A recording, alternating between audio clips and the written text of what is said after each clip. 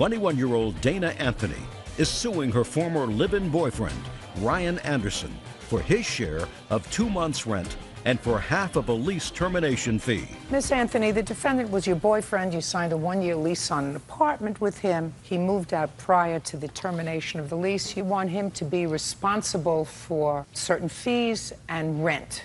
Yes. Mr. Anderson says that you made it impossible for him to live there, and that's why he moved out. Is this the new boyfriend? Yes. Stand up. I have a few questions for you. Last name is? Talbert. Mr. Talbert, when did you meet Miss Anthony?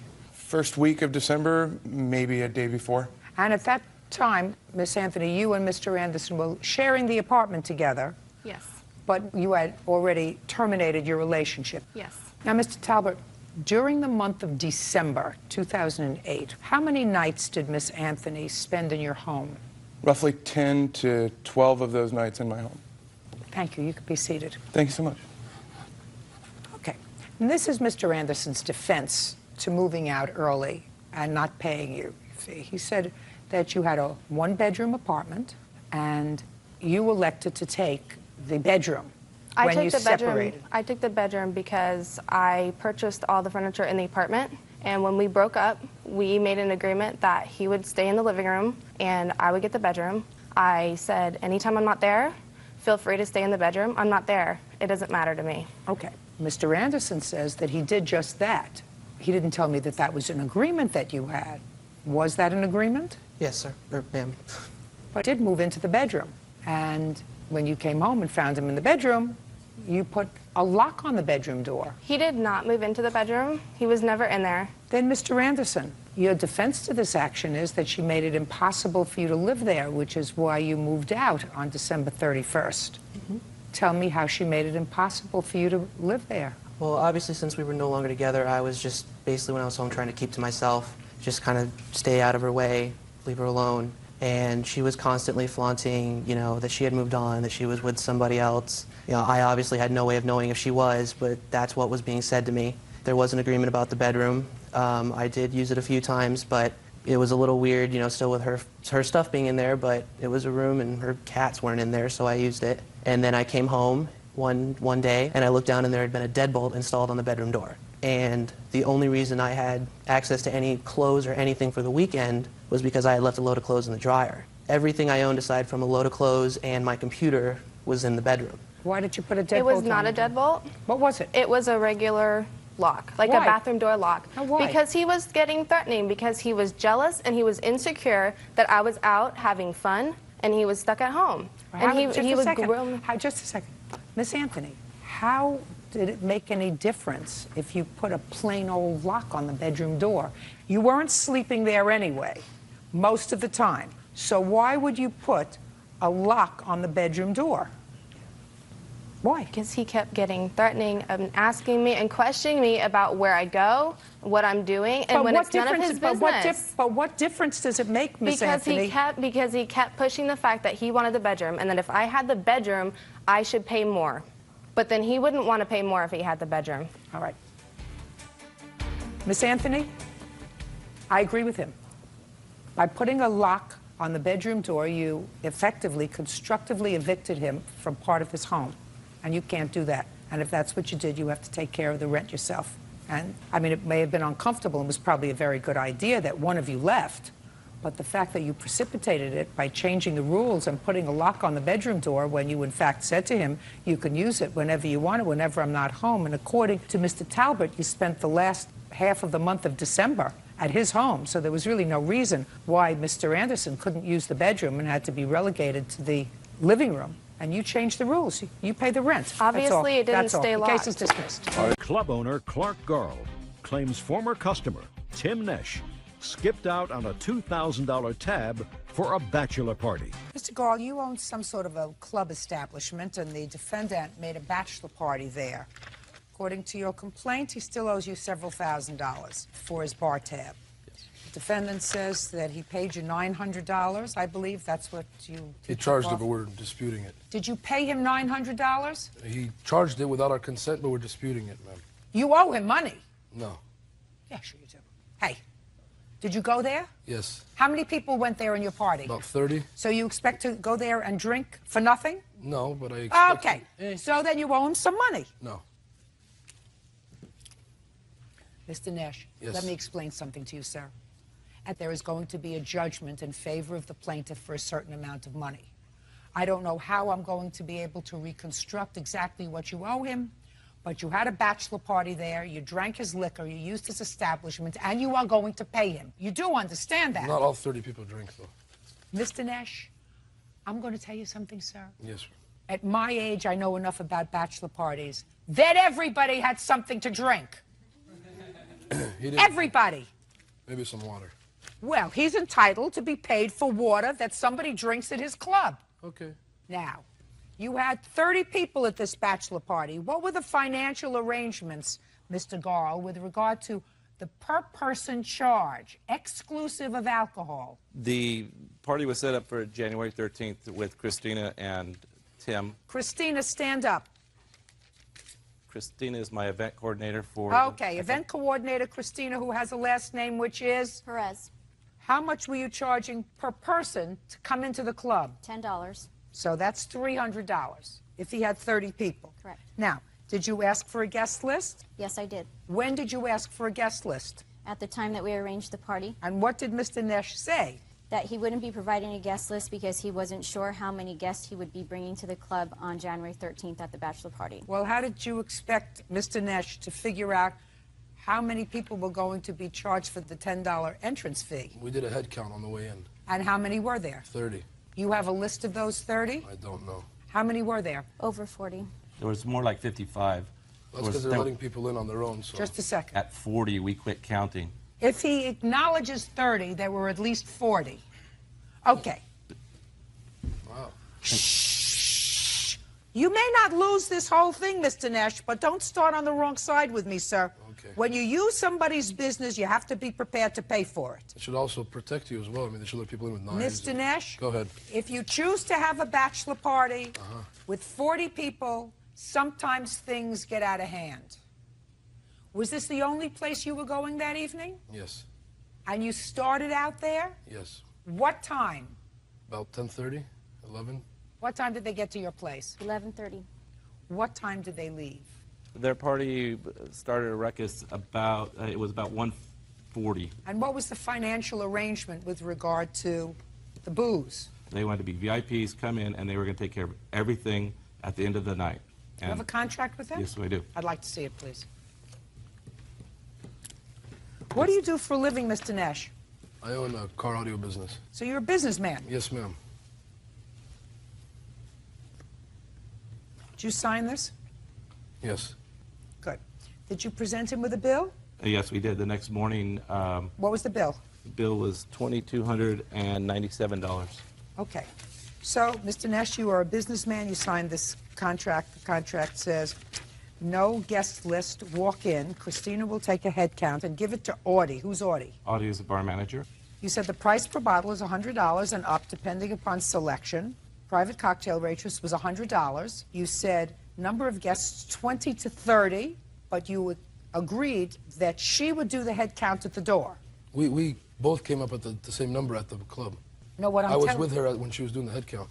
And what was the number you came up with? 30. And she was letting people in, and I tell her that these people aren't with us. I actually had to bring the people back and have them pay them cash. And she still counted them afterwards, after the couple days that went by. You could have modified this contract and said, Christina, and what's your first name? Tim. Tim will do a head count at the door. That's not what you said. You said Christina, that's her, will do a head count at the door. You said you were going to pay the bar tab. Okay. So? But did you see the rest of it that says that it'll have a mid-VIP section blocked off as well? The We didn't follow entire through on that. mid-VIP And section That's what blo- brought the bar tab up to some outrageous amount that he's asking for. Well, tell me why, sir. Because it's supposed to be sectioned off as per the contract. People are coming in and out as they please, drinking our drinks, ordering on our tab, bottles that we don't even drink, alcohol that we don't even drink. So it's coming to our table that we're ended up getting asked to pay. So that's not our thing. He should have had it blocked off and should have checked people walking in and out. Well, when you say blocked off, how was it separated? How were your It's a 30 to midsection. 40 people It's separated? because it's a separate section from the rest of the club. Okay. It's supposed to be sectioned off on the sides, which it wasn't. Well, what did you expect them to do? Maybe stand somebody there at the door, maybe chain it off. Just as it says, blocked off, you know, it's not blocked off. How did you block it off? They were offered private security at $100 per person, and they refused. Being that it was a bachelor party, I ended up putting a security person on either end, which they tipped $100 to each security person to go out to the dance floor and bring girls to their private party. Oh, were you there? Did you see that? Yes, I Just was. a second. I'm in that club every weekend, and I was standing right there. That's cute. And Tim actually complained to me about one of the girls dancing with one of my security guys at the entrance of their blocked off area. Did you actually observe women from the dance floor being escorted to the midsection VIP area? Al, which I think is Tim's cousin, was actually asked to get back in the bar from my security because he was out front bringing people in from the outside from the line inside, which we didn't charge. I mean, after 40 people, we stopped charging them, but it got ridiculous that they were inviting so many people in from the outside. And Men or women? women. Who's Al? He's my cousin. Al the procurer? No. Al Nesh. You see? I Good. just like you, that's I'm all. interesting, right? I'm interesting. You are.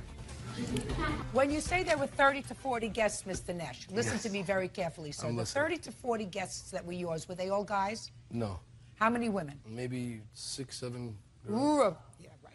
You want to know something, sir? Yes, ma'am. I never remember. I have sons, I have son-in-laws. They never invite women to their bachelor party. But can I give you... They end up there, but they don't come as invited guests. Al, the procurer, may have gone outside and brought some women in to dance. Stop laughing. Not helping him. He's going to be angry after you leave that you hurt his case. Do you understand? I'm just smiling. Do you understand? Can I ask you something? No, you can't ask me anything, sir, because you know why? Why? I have spent a lifetime in this profession so that I don't have to answer your questions. You have to answer my questions. I don't answer your questions. That's not fair, though. I thought a judge was you supposed want to be fair? fair. You want fair? I was just wondering You if want judge was fair? supposed to be fair. In Washington, D.C., in the Supreme Court, you get fair. Here you get me. Now, Mr. Nash, listen to me very carefully, sir. If you said to me, listen, there were other people that were left in the VIP section that were not part of our party, and they got some drinks, and you were reasonable with the club. Oh, I And was. reasonable with the club and said, listen, let's come up with a figure that I can live with. We had 40 people there that came in, and maybe we brought in another 10, 15 women because we were all dancing, you know, and the women were also drinking. So maybe in total we were 50 people. Times 10 is $500. Now let's say each one of them drank $20 worth. That's an easy, right? You can drink $20 worth in 2 hours. You drank the water. I drank cranberry juice. You drank, well, cranberry juice, very good, very good for you. Very good for you, also expensive. At a club, sometimes you can pay the same thing for a cranberry juice as you can for a beer. Especially at this club where they rip you off. Then you shouldn't have gone there. That's not his I know, I problem. wish I did. Find someplace else to go. But I would say that minimally, at a bachelor party that arrives at 11:30 and leaves 2 hours later, that everybody has one drink an hour at $10 a drink. That's $20 a person. $20 times 50 people, $1,000 plus $500 entrance fee. That's $1,500. Now, if you had said to him, listen, Mr. Garl, we didn't have a good time. Somebody came in, took a knife, we had to leave, whatever the problem was, I'm prepared to give you $1,500. However, they put a $900 tab on your bill, and you just told me that you're contesting that, that you don't owe them anything. That's unreasonable, Mr. Nash. No, it's not. How much did they offer you to resolve this They wanted matter? to take $650 off of the bar tab because they said that they didn't drink tequila, they didn't like tequila. What was the whole tab that you have? The whole tab of theirs is $22.97. And they just wanted, uncross your arms. No. And they just wanted to take off $600. And $50. So they wanted to give you $1,700. Yeah. And what did you say to them? I said this wasn't Mexico, it's not negotiable. What does Mexico have to do with it? Why are you so racist Well, about that? I'm not racist about What's it. wrong But with this guy? I actually had a conversation about them putting a car stereo in a car, and then somebody saying they would obviously either remove it, but this is a situation where we can't. But if I put something in someone's car that didn't ask for it, right? Just like as you put drinks on my tab that I didn't ask for, I'm going to take it out and I'm going to Mr. apologize Nash, to the customer for doing that. The problem is, sir, when you make a party, how many bachelor parties have you made? Have I made? Yeah. That was my first one. Okay. Well, then maybe you need a little bit of an education. When you make any kind of a party, a function, and you have what they call an open bar, they're going to give you a bill at the end of the evening. I'm familiar with that. It's sort of understood that if you have an open bar, that you're going to have to trust the establishment or don't make the party. What? Just want to say something. You're not going to get mad. I don't guarantee you I'm not going to get mad. All right. I'm here because I get mad. What? An open bar and ordering when you're at the club is I did the ordering myself, so I know what I ordered. You didn't order for all these people, especially for the All these procurers. people are people that we're hanging out with all the time. No, listen to me. But I know Listen who to I'm me. hanging out Cousin procurer went out and brought in girls But that's to not dance. true. That's you just taking his word. I am taking his word. You want to know why? Tell I'm me. taking his word, sir, because it's a bachelor party. But it's not a That's bachelor- what they do. You wanted to have a Tupperware party, you should have stayed home. I know. You owe $2,200. Pay the bill and don't make any more parties. You don't know how to do it. That's 24-year-old Thomas Matthews is suing his ex-fiancée, 29-year-old Janice Hadsall, for the return of the engagement ring. Janice claims she sold the ring to pay bills. Mr. Matthews, according to your complaint, you and the defendant became engaged. Yes, You ma'am. bought her a ring. You were supposed to move into a new townhouse. Yes. So far, that's correct. Is that right? No, Thomas and I had never gotten engaged. According to your complaint, you bought her an engagement ring. Yes. And you wanted to move into a townhouse. In order to do that, you had to break your lease. And you paid the bills to do that, to break the lease, Yes. so that you could move into this new townhouse together. Yes. After you paid those bills, you found out that Miss Hadsall was sort of friendly with her ex-husband again. Are you now living in the townhouse, sir? Yes. And is living in the townhouse with the ex-husband, which was facilitated through your paying the bills to get her out of her old lease. Correct. That's So not you true. want two things. You want the engagement ring back, and you want the bills that you paid. Yes. Let's talk about the ring first. Okay. You have it? No, I don't. Where is it? Well, when Thomas and I was supposed to move in the townhome, he agreed to help me with the bills and the utilities and stuff like that. When he and I had split up or broken up, that I had to sell not only that ring, but some other items that I had for I don't believe my you. bills. I think you're a liar. I think you just didn't bring it because you didn't want to give it to me. That's what I think. How much was the ring? $2,069.56. Describe it to me. It was white gold. I believe it was 1.5 carats. You have the bill for it? Yes.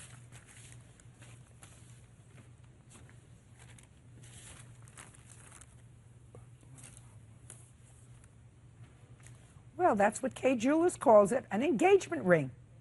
And Kay Jewelers doesn't lie. Talk and talk fast. We had started dating. We moved into an apartment together. We didn't like the apartment that we had gotten. He and I had some problems. We decided that after we were going to move out of the apartment together, that we went ahead and split up, and he moved out immediately into his parents' home. We had talked about, before we moved into the townhome, possibly getting back together. The day after we got back together, he told me to meet him at the apartment, that he had a gift for me. When he showed up at my place, he gave me the ring. And I told him, you do understand that we just got back together, that we're not getting engaged? He said, that's fine. He had asked me, when do you think would be a good time to get engaged? And I told him, not even for a year from now. You're And not he a said that nice was person. fine. You're not a nice person. You said it or not.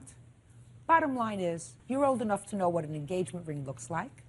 And if you accept it, and if later you go back to your ex-husband, you be a nice person, and you give him back his ring so he doesn't feel like a fool. Do you understand? Yes, ma'am. Do I make myself clear? Yes. Let me tell you about the bills. Sometimes in a relationship, you are either the dumper or the dumpee. You got dumped on. The second part of your claim is that you got dumped on because you paid the bills to get her out of a lease so that you could move into a place that you really liked, And she did move into a place she really liked, only not with you. That's something that's not nice, but it's not something that's actionable in a court. Okay. Do you understand? Yeah, I do. When you filed for divorce against ex-husband, were you the plaintiff or defendant? The plaintiff. And what did you allege in the action for divorce? Don't say You remember. What were the grounds for divorce? He had an alcohol problem. So he was abusive. Not physically abusive, mentally abusive. He was abusive, right? Yes. Because when you have an alcohol problem, you're not only abusive to you, you're abusive to your children, right? Not technically. Oh, not technically. No. No. How do you think I'm so smart? You think he doesn't have an alcohol problem now? No. You don't think that? No, I don't. And you brought him back into the lives of your children. Yes, I did. That makes you doubly stupid. But that's your prerogative. Meanwhile, you owe him $2,070 for the engagement ring since it's not here. That's all. Step out. David Davis claims ex-wife Jamie Leathers falsely accused him of harassing her. Mr. Davis, the defendant is your former wife, and it is your claim that she filed a false accusation against you, and she was seeking to get a restraining order against you. You were forced to hire an attorney. The case was subsequently dismissed. You want her to pay your attorney's fees and damages. Yes, ma'am. Your former wife says the accusations that she made in the application for the protective order were true, and she says that you were threatening and abusive, and she's going to prove that to me. You have one child together who is now 5. Yes, ma'am. Yes. You've been divorced since when? Divorce was final January 2006. And when did you separate? June of 2004. Reading between the lines of your complaint and the defendant's answer, there has been some acrimonious stuff going on between the two of you, at least in part owing to the fact that you are in substantial arrears in your child support. That's her attention, yes. Yes. I'm reading between the lines, Okay. sir, because I'm an experienced family court practitioner, that if you're divorced, that means you don't like each other anymore. Are you remarried? No, ma'am. Are you remarried? Yes, I am. So, she's not mad because you have a life and she doesn't. She's happy. She's married. Are you happily married? Actually, my husband and I are separated. Not happily married. But we are best friends, and I see him about 3 times a week. All right. But she's not mad at you because she doesn't have a life, and you do. She's mad at you, sir, because you don't pay regular child support. Ma'am, may I? Yes. I agreed to pay child support from the day I left of $600 a month. I've been paying that up until I got laid off in June 11th of 2006. I phoned Miss Leathers. I told her I was laid off, that I could not afford Your Honor? that I could not afford the $600 a month. We could handle it one of 2 ways. Once I received what my unemployment benefits would be, I would give you a set amount every month until I find another job. When did you find, listen to me, when did you find another job? January January of what? of this year. What kind of work do you do? I do aircraft fueling technicians. I refuel aircrafts. I work on fuel cells of aircrafts. How did you support yourself between June of 2006 and January of 2007? Who were you living with? My girlfriend Patricia, and I was receiving unemployment benefits. So you had no rent. Correct. How much were you sending the defendant between June and January? Well, Your Honor, That requires a figure. they were taking the money directly out of my unemployment benefits. When I told her I could not afford the $600 a month, I told her that I would go back to family court and I would file a petition for modify my child support. Why should you get a modification? I'm no longer making the money I was making before. Nowhere near it. Then get 2 jobs. I have 2 jobs. Your Honor, You I have mean my daughter how- 12 to just 14. let I have me- my daughter almost 50% of the time, Your Honor. That is untrue. If you interrupt him again, Sorry. it's not going to go well. Okay. Do you understand? Yes, ma'am. You agreed to pay her $600 a month. Your divorce was final in January 2006. According to you, up until January of 2006, you were paying $600 a month because you separated in 2004. Yes, ma'am. All of a sudden, divorce is final, and 5 months later, you say, I can't pay you the $600 a month anymore. Now I need a modification. I was laid off from work. That's fine. You can be laid off from work. That doesn't mean you can't work. When you have children, you have to say, I don't care what I do. I drive a cab, I collect cans, I go to a car wash, I do whatever else I have to do to contribute to the support of my child. Who do you work for? I'm a school teacher. She teaches, she contributes to the support of the child. I have support of the child, and if I can't do it fueling planes, I'll do it doing something else. until I can get a job refueling planes. Now, having said that, sir, all I said to you was that's the reason for the acrimony, because you haven't been paying child support regularly. That being the case, she's going to tell me about why she filed this protective order and when. When did you file this protective order, Miss Leathers? The middle of November 2006. And on what basis did you file the protective order? As he said, he and I separated in June of 2004. By the first week of July of 2004, I'm not interested in anything that happened in 2004. Nothing. Okay. I'm interested in anything that happened the 3 months immediately preceding November of 2006. Good. When you Okay. filed for a protective order. Okay. Period. August 10th, 2006, I went to pick up my daughter. My mother was with me and my stepfather. He dropped off my daughter and he said, "Your game is over, Jamie. I've had a private investigator follow you and I have your bank account information." And I looked at my mother and I said, "These are the kinds of things I'm talking about." My mom said, "You take your daughter, you keep walking." So my stepfather and I walked. Well, I don't know what he meant by that. What did you I didn't mean? know what he meant by that What did either. you mean by that, sir? Your Honor, the man she's been living with, the man she married, this is the whole root of the problem we've been having. This man she met on the internet and moved out here from Chicago. I had concerns about the welfare of my daughter. She's allowing this man to take my daughter to the public restroom. She's Your allowed Honor? this. She allowed. Listen to me. Listen to me. That's not your business. It's my daughter, No, my no, no. 2-year-old daughter. It's not, listen to me. It's not your business, just as it's not her business that you're living with this lady. And the one thing we both care about is our child. And neither one of us would do anything to the child that would cause the child harm, unless, of course, you have proof that somebody is causing them damage. If she complained to me that she didn't like the fact that when your daughter was at your house, you let her crawl into bed with you and your girlfriend, I would say, that's none of your business. And I'm saying to you, your concerns about somebody that she met, whether she met him on the internet or she met him in a park or she met him at McDonald's, are none of your business. I don't, now, Your Honor. all I want to know is, what games were you talking about, sir? I'm talking about the games where she has accused me to this man. Since she met this man, I have wanted to meet him.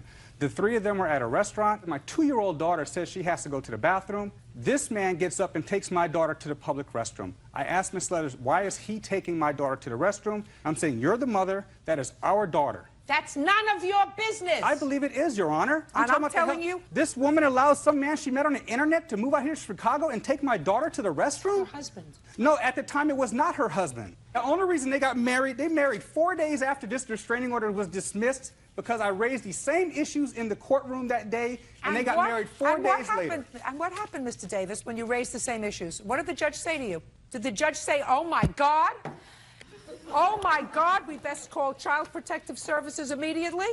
Is that what the judge said to you? No, man, the judge did not respond. Excuse me? The judge did not respond to those issues. That's right. The judge did not respond. Listen, you don't have control anymore, sir. If you believe that someone is doing something that is not in your child's best interest and is harmful, abusive, or neglectful, your responsibility is to go to court or call Child Protective Services if you want to play that game.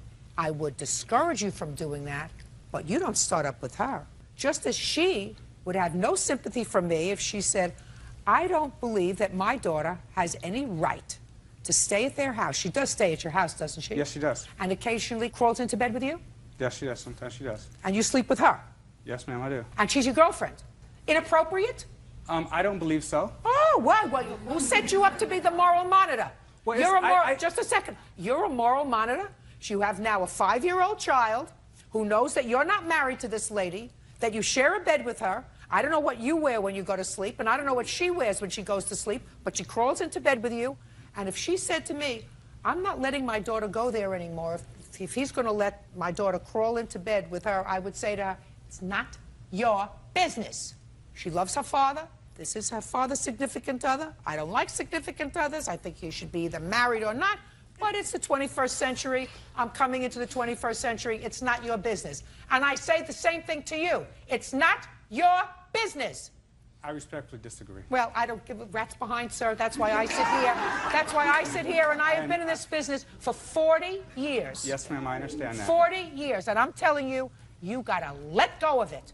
Now, I want you to tell me what you meant when you said the game is over. I meant that for the last 2 years, she's been putting my daughter in situations where my daughter has no business being involved with. Your Honor, I'm a school teacher. I'm a Listen to me. kindergarten teacher. Listen to me. The Listen fact to that me. she moved in with a I man wanna- and didn't know, that says a lot. Listen to me. I'm getting the gist of it. Okay. I want to know what he said to you that inspired you to file for a protective order. The private investigator I found alarming. Okay. Because I'm thinking somebody's following me Fine. around. And Private investigator, he's allowed to hire a private Right. investigator if he wants to. And then I get phone messages as well as phone calls, calling me names. You say that in your answer that you saved those. Yes. I'd like to hear them.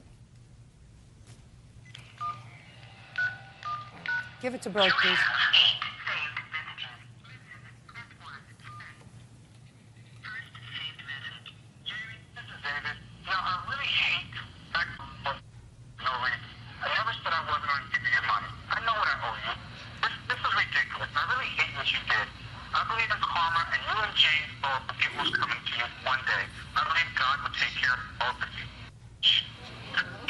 That's it. Okay, so you have one I mean, message. I have to Where- message after message after message, but that was the one that I thought pretty much wrapped up. His anger is about the child support. Well, so he called you a foul name. Right. Called And you a foul I name. would like to say Put that... your hand down, madam. I'm sorry. It's just there's been many Put- messages. Listen to me. Put your Okay. hand down. Okay. If that's the worst of it, it's not terrible. Right. Not nice, but not terrible. Go ahead. Keep going. It's this vibe, I would say, as a woman, that we get our intuition. He makes me feel unsafe and uncomfortable. Can I see the application that you filled out for the protective order? Sure, and I can also give you, I have been keeping a log of the harassment. When did you hire a private investigator, Mr. Davis? Actually, Your Honor, I didn't hire a private investigator. The information that I was talking about was information I received from her mother and her father. They Did didn't you want... tell, just a second, did you tell her that you had hired a private Yes, investigator? ma'am, I did. So you lied to her? Yes, I did, in order to keep her mother and her father out of distance, because they're the ones who told me this information. What information, sir? That basically the man that she was living with was someone she didn't know from Chicago, and moved him out here to live with her and You're my daughter. talking about something that happened how many years ago, sir? No, yes. How many years ago? It happened 2 years ago, Your Honor, but everything that happened after them getting together, him taking my daughter to the restroom, him taking my daughter to the locker room of the Y and giving her a shower. That never happened. Yes, it did. My daughter's swim class, yes, it did. This is when I finally said, you know what? You can't take a girl, a man cannot take a girl into the shower. Miss Leathers, listen to me. Listen to me. Somebody who sleeps with his daughter in a bed with his girlfriend has no basis to complain about anything. First of all, I get off at 3 o'clock in the morning. By the time I get home, she's already getting up for work. Mr. Davis, you're backtracking, sir. How was that? There is no question in my mind when you told me that you have your daughter 50% of the time. And that's almost. not true. 46%. 46%. That's not true. It's 25%, Your Honor. The court order is right here. The court order is right here. If you interrupt him again, I'm sorry. I'm throwing you out. Okay. Do you understand? I understand. I'm throwing you out. There's no question in my mind, Mr. Davis, that if your daughter spent either 25 or 46% of the time in your home, that she was crawling into bed with the two of you. Now, you don't consider that wrong. That's your prerogative. You keep your nose out of her business. That's what I'm telling you. Listen, very, very lucky that you got rid of him. I know. You're very lucky Wow. you're very lucky that you got rid of him because he's this kind of thick. You got him, he's yours. And he's a very nice yours. man, Your He's Honor. a He's a very nice man. He's a This very woman nice man. He has is a told me to controlling. myself. You're interrupting. He's controlling, and he doesn't see the inequality of his positions. He has to let go. He has to say, what's sauce for the goose is sauce for the gander, and I have to rely on the fact that my wife, ex-wife, who is a school teacher, who teaches children, who is an educated woman, wouldn't do anything to place my daughter at risk. But she And has. he's not. So have you. How?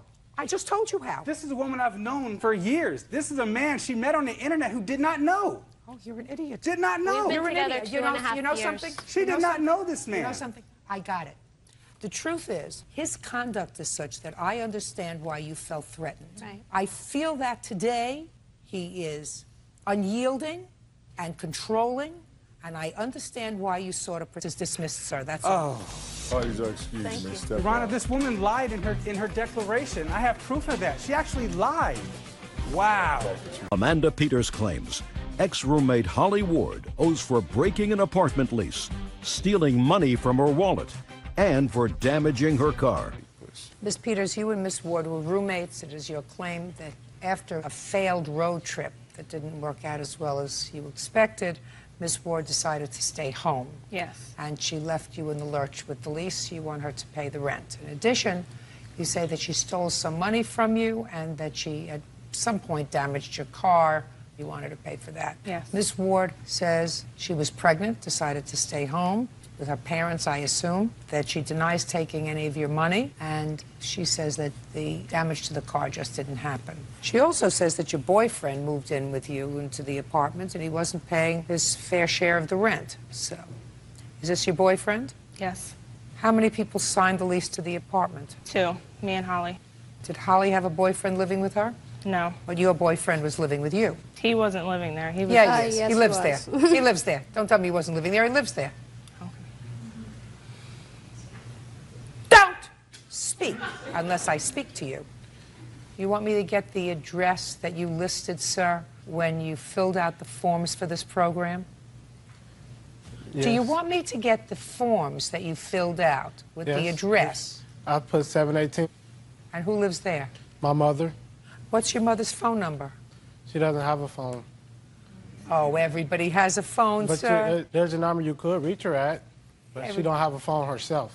You get what I'm saying to you, madam? Yes, ma'am. Good. When did you sign this lease with the defendant? On December 1st, 2006, And when did you take this road trip? in the beginning of April, like April. April 15th. 15th Where's the father of this baby that you're having? in Ohio, And where are you living now? Alabama. Who went on the road trip? The 3 of us. Whose car did you use? Amanda's. You got stopped and you were all arrested for drug possession, is that right? Yes, ma'am. Yes. What happened with your case? I got 2 years probation. What about you? I just got charged as a misdemeanor and got fined. She got charged with all that because she was pregnant. I got charged Doing with a drugs while misdemeanor she and got was a pregnant. We all 3 got, well, me and Amanda got charged with possession too. And what about you? I did 31 days because wouldn't nobody sign for me. No, he got 30 days because he had prior possessions. No, I got 30 days. That is untrue, Your Honor. Now, what is the rent? It's $500 a month. Stand up. Your last name? Lucky, L-U-C-K-E-Y. I'm not so sure. I heard that. Who do you work for? I work for Ford. What do you do for them? We call offices. What kind of work do you do, Miss Peters? I'm a waitress. Fine. Mr. Lucky, Yes. you may have to kick in for some rent, sir. Do you understand? I wasn't standing there at the time. Well, now Yes, he was. now just a second. No, I wasn't. Just a second. Now you can stay there. Well, she shouldn't have signed Lucky. my lease. Mr. Lucky, when did you arrive from Ohio? We did arrived The Tuesday. 24th. The 20 You arrived Tuesday. Yesterday. Shh. Yes. And where are you staying? I'm staying at the Sheraton Hotel. And where are you staying, Miss Peters? At the Sheraton Hotel. In the same room? Yes. And when you go back to Ohio, you're going to go back and stay with your mother. Is that what you're telling me? And yes, I'm after giving you this case permission. You matter. could stay with Miss Peters. I didn't And now want to you're stay going to with pay. her because And now of you're this going to pay issue. the rent. Sit down.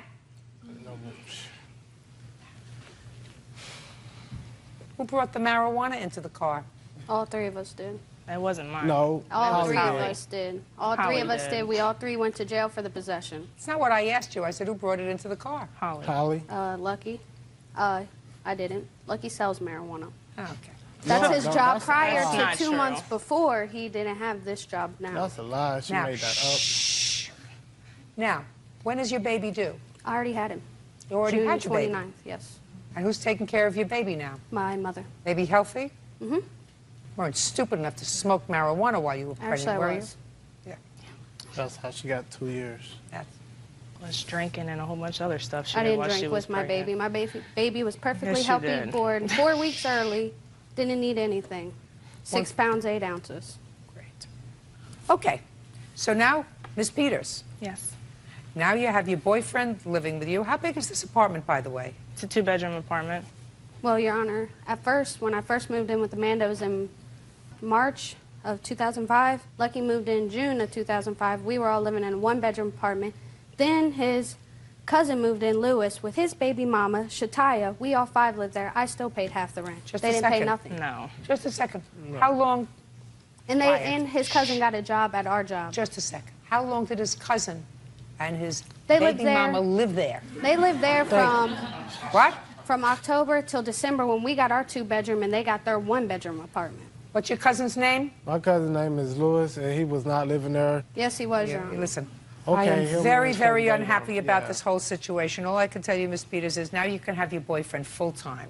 Your boyfriend of 6 years full-time. He's going to live with you and he's going to pay the rent. You get nothing from her. Next. Now, let's talk about this stolen money. You say that she stole money from you. Yes. You No, know from this. her and her Shh, boyfriend. I don't want to hear you. Okay.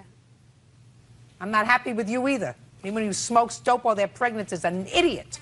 Now, tell me about this alleged money. All right. I gave my boyfriend $300 to put up for me. I was going to put my car in the shop and have some work done to it.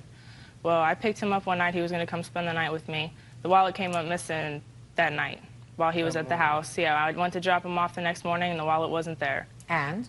And he said it was Holly all along. I mean, I really didn't think it was at first, but I found the wallet in her room when I was cleaning it out after she left. Where's the wallet? It's right here. Let me see it. Can I? Shh. Okay. When, for the first time, did you tell Holly about the missing wallet? I didn't tell her. You didn't tell her? No, she was in Alabama when I found it. You didn't call her? No. No, I'm not saying when you found it. Listen to me. Miss Peters, when the wallet came up missing, she had to have been there. Otherwise, how could she Yeah. get it? Not from Ohio to Alabama. No, She has it that was very months long ago. arms. Now, so when did you first discuss with her the fact that this wallet was missing? Oh, it was around the time when we moved into our 2-bedroom apartment. So And around how long did you live December- in the 2-bedroom apartment? I'm still there now. So from December until now. How long did she live there? Until April 15th. So the wallet came up missing in December. Yes. And you found it when? When I came back May 9th or 8th, I mean. Yeah, do me a favor. Return that to her. Tell me about the damaged car. She damaged my car, parallel parking it. When? In November, the first week of November November. of 06? Yes, ma'am. Show me the bill where you had it fixed. I haven't gotten it fixed yet. I haven't had the money. But I have an estimate from where we both took it in. She came with me when I No. got the estimate. Oh, well, tell me how it happened. Oh, she parallel. I She didn't was in. ask He you. was in the car. I wasn't in the car. She asked to borrow my car one day, and she brought it back with these scratches on the front bumper. Let he me was see in the the car. pictures of the front bumper.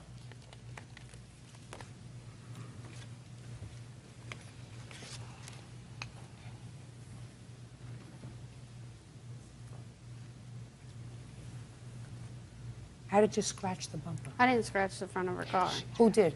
Lucky. He was on his way to school in November, and at a red light, he That's hit a the lie. back of another car. I have a picture of the That's truck a that she lie. hit also with the dent in the bumper Just a where she second. hit She it. says it was Lucky. That's It a lie, wasn't. Your Honor. She went with me when I got the statement. I did not go with her. I was at work when she got that statement done with She, Lucky. she had borrowed Amanda's car, and I needed to go home that following morning. He was and living she with had, us. Why would I take him don't home? want you to interrupt. If you interrupt again, it's not going to be good for you. Do you understand? Yes, ma'am. So on the way taking me home to my mother's house, she was trying to parallel park in front of another car, and she hit the back. On the way, she was trying to parallel park? No, when we got to my mother's house. Why park if she was Because just dropping you off? Because she was parking to drop me off. Why was she parking to drop you off? Why didn't she just come? She was the driver. Yeah, I don't believe it. Goodbye. You all deserve each other. That's it. Case is dismissed. Take him outside for a Julie and David Cotton are suing family friend, 18-year-old Dylan Strittmatter, for crashing a golf cart during their wedding reception. Dylan claims he is not guilty. Who was getting married? Julie and I. According to your complaint, Miss Cotton, your family lives on the river. Correct. Is that where the wedding was? Yes.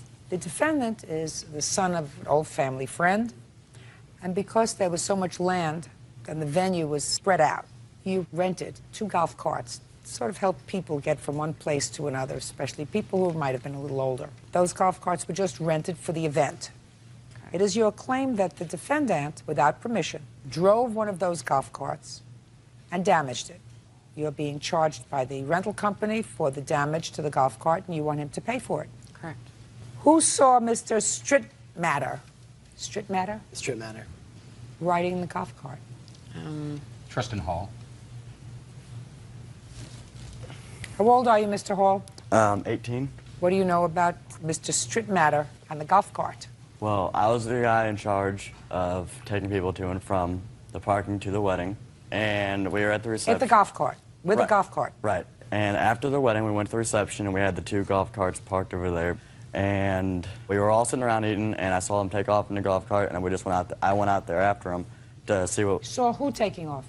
Dylan and Greg. That's Dylan would be you? Yes. And who's Greg? I'm Greg. Perfect. I love it. No, I didn't ask you to go over there yet. Well, I didn't ask you to go over there yet. Okay. That is a lot. I didn't go over. Go ahead. Okay, so I went out there, and we were just riding. We were riding around for a little while. Who was riding around? Me, Dylan, and Greg. How did you get on the golf cart? Because I went out there. When I saw him riding around, I walked out there. So you walked outside, and the 3 of you got on the golf cart. Right. Well, they were on it first. I went out there. After they were already on it, I went out there. Who drove? They were driving. We all took turns driving. Who drove first? Tristan drove first, but there's also a 4th person in the party. Their son Chase was also in the golf cart, and he also drove it with us. Is that right? Chase was in the golf cart, yes. So who drove first? I guess I drove first. Who drove second? Chase drove second. Who drove third? I drove third. All right, what happened next? Okay, so we're driving around, and we were just driving around with the golf cart, and after a little while, I said, okay, we should probably bring this back. So we were on our way back down this road, and that's whenever he thought he could make it through these 2 rocks, if that's what you want to call them. They were more like boulders, and then he just ran into one of them. Now, did you know you weren't supposed to be driving around in that golf cart at that time? In the back of my mind, I did. And did you know you weren't supposed to be Hey, did you look at me? Did you know you weren't supposed to be driving around in the golf cart at that time? Yes, I knew that. Did you know you weren't supposed to be driving around at that time? And I assume he wasn't supposed to be driving around at that time. That's correct. So what are you suing him for? Because he had been drinking at the wedding at my mom's, and I had told him to put it down, and I saw them take off, but mind you, I'm in the middle of my reception, and I heard them, and so did my friends, hear them screaming, come on, let's go get on the golf cart. It was just those 2, and they were drunk at our wedding. They did take it. The owner of the... Your son was there. How old is he? 13. What'd you do to him? Actually, both of my sons had told them, and so had Tristan, to stop, and he They was were driving driving around in the golf cart. Well, a little more than driving. He was driving erratically. Just a second. Where do you think it's all his responsibility? Because he was told to put it back, and he didn't. Who told him to put it back? All of them. They did not. They were driving around with it. They did not tell him to put it back. What are you, nuts? Listen, Miss Cotton. Yes. If you're telling me that you saw them get in the golf cart and drive around with it, and you didn't leave your reception to go and stop them from driving around with it. My oldest son actually did. He's not here. You, not your son. Your 13-year-old was in the golf cart. Right, but my oldest son also took the keys from them. Did you see that? No, but they all told me, and the They owner can't of the tell golf you anything, cart. Miss Cotton. You have a responsibility. A golf cart is an attractive nuisance. That's what it is for young people. That's why your 13-year-old got in the golf cart. He admitted to wrecking it and told us he was sorry. They were all involved in it. If anything, he's responsible for a quarter of it, not for the whole thing. Your son is responsible, therefore you're responsible for a quarter. My son is 13. He's responsible for a quarter. He's responsible for a quarter. He's not responsible for the whole damage to the golf cart. They shouldn't have been in the golf cart to begin with. And if you saw them and you're the grown-up, you should have seen to it that they weren't in the golf cart. Can I say something? Listen, if you knew he was drinking, what's the drinking age where you are anyway? 21.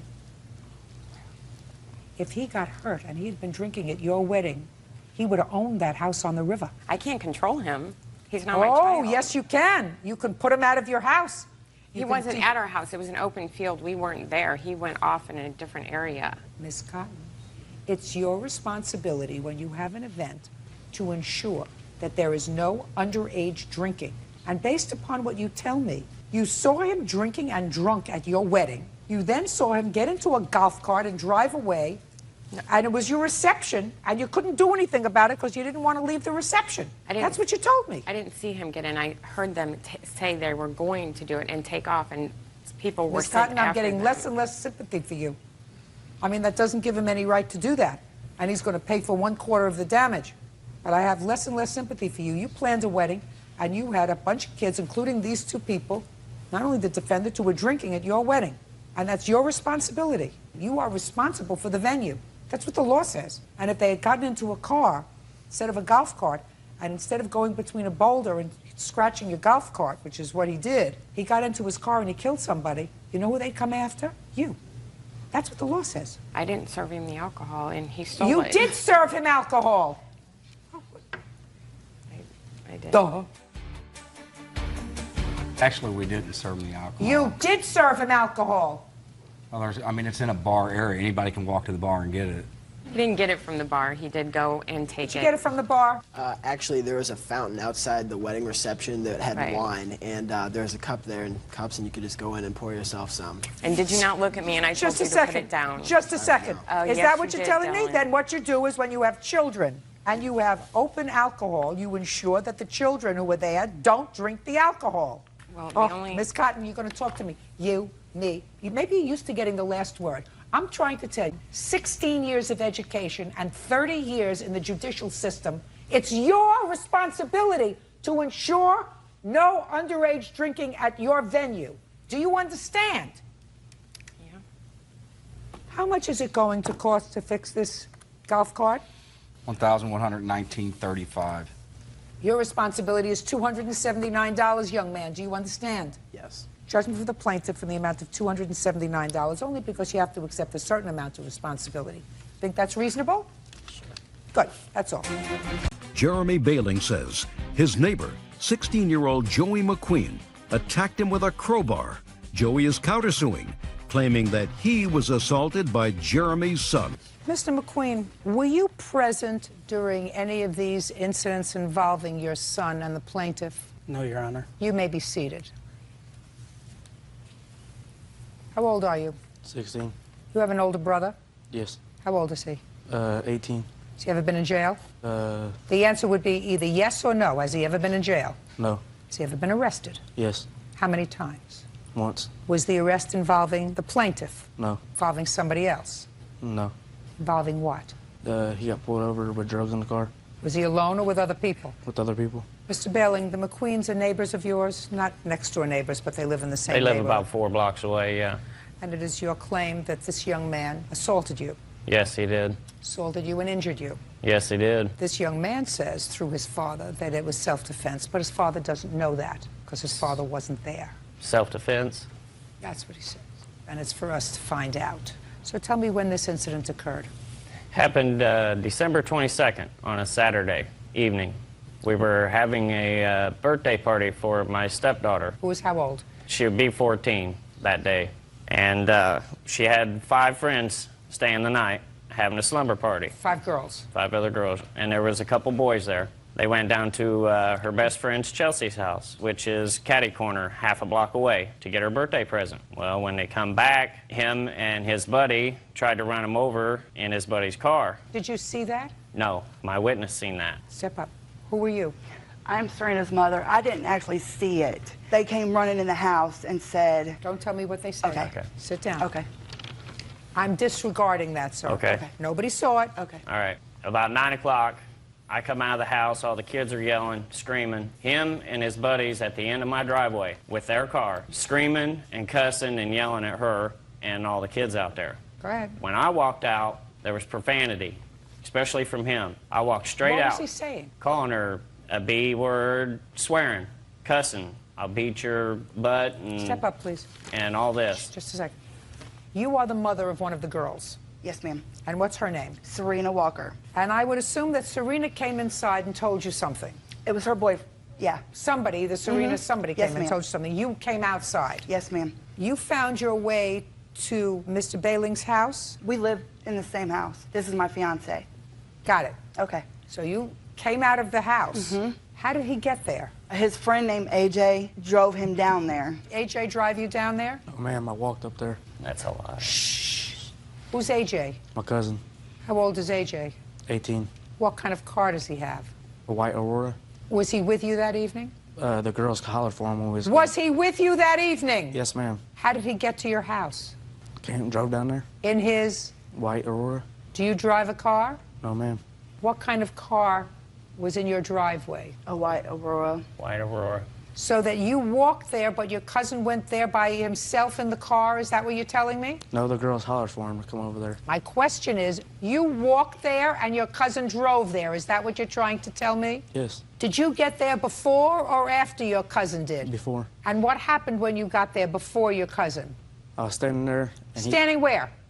in front of his driveway. What were you doing in his driveway? I was not in his driveway, I was in the road. What were you doing in the road in front of his driveway? Because his stepdaughter's boyfriend kept running his mouth every time he was out there. Just a second. His stepdaughter's boyfriend kept running his mouth Yes. at whom? At me. Well, that evening, when had he seen you before? At Chelsea's house. What were you doing at Chelsea's house? Were you inside of No, Chelsea's I was house? walking down the street. So, stepdaughter's boyfriend had words with you outside of Chelsea's house. Yes. Then what? And he started coming out to the street. Towards you, away from you, towards their house, away from their house? He was coming towards me, and his girlfriend was pushing him back. Okay. Go ahead. It continued up to their house. So they left. No. They went to their house. He was. Just a second. They went to their house. We went towards their house. And? And he continued running his mouth. And then when we got in front of their house. Just a second. What do you mean you got in front of their house? What are you following them for? I don't know. Somebody's starting up with you by running off with his mouth at you. You're going in the opposite direction. So you turn around and follow him back to the house. He lives totally the Just- opposite way. Okay. Do I look like I'm needing help? So you follow them, his stepdaughter and her boyfriend, back to stepdaughter's house for what purpose? Try to get him to stop running his mouth to me, because every time He wouldn't have even heard you if you just kept walking, right? All right. Now, when you follow them back to the house, where was the white Aurora? Across the street from the window. There's a window company right there. It was right in front of it. You mean your cousin just happened to be there across the street in his white Aurora? No, the girls that was with me hollered for him. Well, where was he that she was able to holler for him and he was able to appear? What is he, Batman? Where do you think he was? He was over at his grandma's house. And where is that? Next street over from Arbor. Well, that's a long street. He must have a very big car. You get where I'm going? Yes. Okay. Now you're in front of this gentleman's house where you had no business being. And you have your cousin there in the white Aurora. And then what happened? And Mr. Bentley came out there, and he struck me in my face. He just came out and struck you. Yes. Show me how he did that. He put his hand in the ball and hit me in my face. Punched you in the face. Yes. And what happened next? I acted in self-defense and got my cousin's car and got a crowbar. No, just a second. He punched you in the face. Yes. Then you walked across the street, opened the car, got a crowbar. Yes. Where was Mr. Bailing when you were getting this crowbar? In the middle of the street. He was in the middle of the street. Yes. So then you walked back to where he was. Yes. And what did you do? That's when I hit him with it. Hit him with what? The crowbar. Now, if you went over to the car, sir, to the white Aurora, I assume you're going to tell me that your cousin was in the car. No, he was outside the car. He was? Yes. When did he get outside the car? After he struck me in the face. And what did he do when he got outside the car? He acted like he was going to hit him. Who acted like he was going to hit whom? AJ acted like he was going to hit Mr. Bentley. Tell me what he did to show that he was going to hit him. Like, jumped at him. Jumped at him? Yeah. Did he jump at him before or after you got the crowbar? After. When you went over to the car, you could have gotten in the car, right? Yes. And left. You chose not to do that. If I believe that he punched you in the face. You have a... Do you? Yes. I'd like to see the police We also report, have please. pictures of his head. I'll get to What's that. your first name? Joseph? Joseph. You were arrested for assault. Yes. You had a lawyer? Yes. Who hired the lawyer for you? It's my uncle. Your Honor. I'm speaking. Your uncle represented you in the case involving the assault. Is that correct? Yes. And you went to court and you pled guilty. Yes. And when you pled guilty before the judge asked you what happened. Yes. And you told the judge what happened. Yes. And you were given community service as a punishment, right? Yes. Now you can stand up. Now, Mr. McQueen, I'm going to give you an elementary lesson in the law. Your son pled guilty. He pled guilty beyond a reasonable doubt. That is tantamount to a conviction. This is a civil court. The quantum of proof, the necessary proof required in this court is much less than that is required in the criminal court. And in the criminal court, it doesn't make any difference whether you went to trial or whether you pled guilty. It's the same, proof beyond a reasonable doubt that you are guilty. So you are responsible for assaulting Mr. Bailing. If you legitimately felt that your defense of self-defense was a good one, and I'm sure that your uncle, the lawyer, knew that it was not, then you would have gone to trial and maybe been acquitted. You chose not to do that. You chose to plead guilty to the charges, or some of the charges emanating from this incident. Do you understand? Yes. Yes. And if you think that I believe half of what you just told me, I'm 5'7" and 42 years old. Thank you for not laughing. Police officer responded to the location on the 22nd, spoke to you. You are Jeremy Bailing? Yes. You are bleeding from the head. Yep. Bailing stated that two subjects known to him as Jay and Joey had followed his daughter to the front of his driveway. You asked them to leave your property? Yes, I did. Bailing stated that he pushed Joey to get him to leave his property. You would be Joey? Yes. At which point Joey hit him in the head several times with a crowbar. 6. Mm-hmm. He was defending himself, hitting me 6 times. Can I ask a question, Your Honor? Mm-hmm. If it was such a problem, why wasn't the law called in the first place? Mr. McQueen. Be adult about it. Mr. McQueen, you have 2 sons? 2 other sons. Well, you have one son who was arrested for drugs. You have one son who pled guilty to assault. And the other one? He's doing good. He's doing good. These 2 aren't. How many times has AJ been arrested? I don't know. How many times has your cousin been arrested? I don't know. Any? Yes. Sure. So if you wallow around with pigs, you're going to get dirty. Do you understand? Yes. Because this report says that this AJ threatened to return with a gun and kill everybody. You're not doing your job, sir. If you have 3 sons and 2 of them have been arrested, and I don't know about the 3rd, but let's just say 2, that means something's not right with your parenting. Now, your son said that this guy made rude comments to him, so he went to Division Street to confront him. Which time Bailing came out to the end of the driveway, hit him, and he said he hit him back 1 time. He didn't say he hit him with a crowbar. What kind of community service did you have to perform? I had to go to a church and help homeless people. For how long? I had to do 10 hours. And then what happens to your conviction? He stays on it. And then he's got to do teen rap. He's on probation. He took the plea instead of fighting the courts and stuff. Well, I assume that that was on the advice of his uncle. You know, it's better than fighting the courts and stuff and going You fight through the it. courts if you're innocent. Right. But Right. go ahead and let him take the plea and go ahead and face the charges. Good. Fine. You go to school? Yes. What do you do after school? Work out for football. Are you on the football team? Yes. You work out every day for football? Every day but one. Sunday? No, I don't. Get a job. I do. You have? Yes. Fabulous. So you can pay your father back. Okay. I'd like to see the photographs, please. Has Mr. McQueen seen the photographs? I gave them to the prosecuting attorney, so I'm sure they've seen it in the other court matter. I Did have you? it, Your Honor. You have not? No. Well, I'm just going to show you the one in his head. Would you give this to Mr. McQueen, please? Yeah, I still have a scar for that one in the head right here.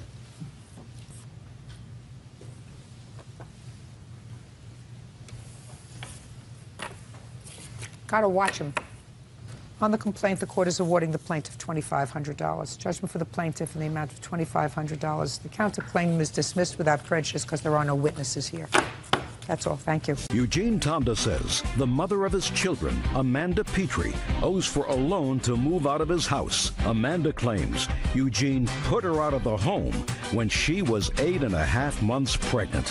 Mr. Tonda, you and Miss Petrie have 2 children together. You've never been married. Is that right? Yes, Your Honor. How old are your children? 4 and 2.5, almost 3. And in what state did you live? Minnesota. Where do you live now? I live in Texas. That's where I'm from. Where do you live now? I still reside in Minnesota. Your complaint, Mr. Tonda, alleges a loan to the defendant, which she was paying for several years. And then when she left Minnesota with your children and moved to Texas, she stopped paying the loan. You want her to continue paying the loan. Correct. Ms. Petrie says that she was coerced coerced into signing a paper or agreeing to repay this money. It was never intended to be a loan. And now that she's in Texas, she's not paying you another dime. Let's see. When did you make this loan and what was it for, sir? I originally took out the loan, Your Honor, in March of 2004. It was to get Amanda into an apartment of her own. She was living with me, but we were not together at the time. She had just moved back from North Carolina, where she had relocated to go live with her sister for a while. And she took your child with her? Yeah, at the time we had just our son, Gino. Were you happy about her going to live with her sister? No, not at all. Actually, his exact words were, "I don't care." My sister was standing next to me. He wasn't involved. He wasn't paying child support. Well, he must have been together with him at some point if your sister was in the room when he said, "I don't care." I went and told him,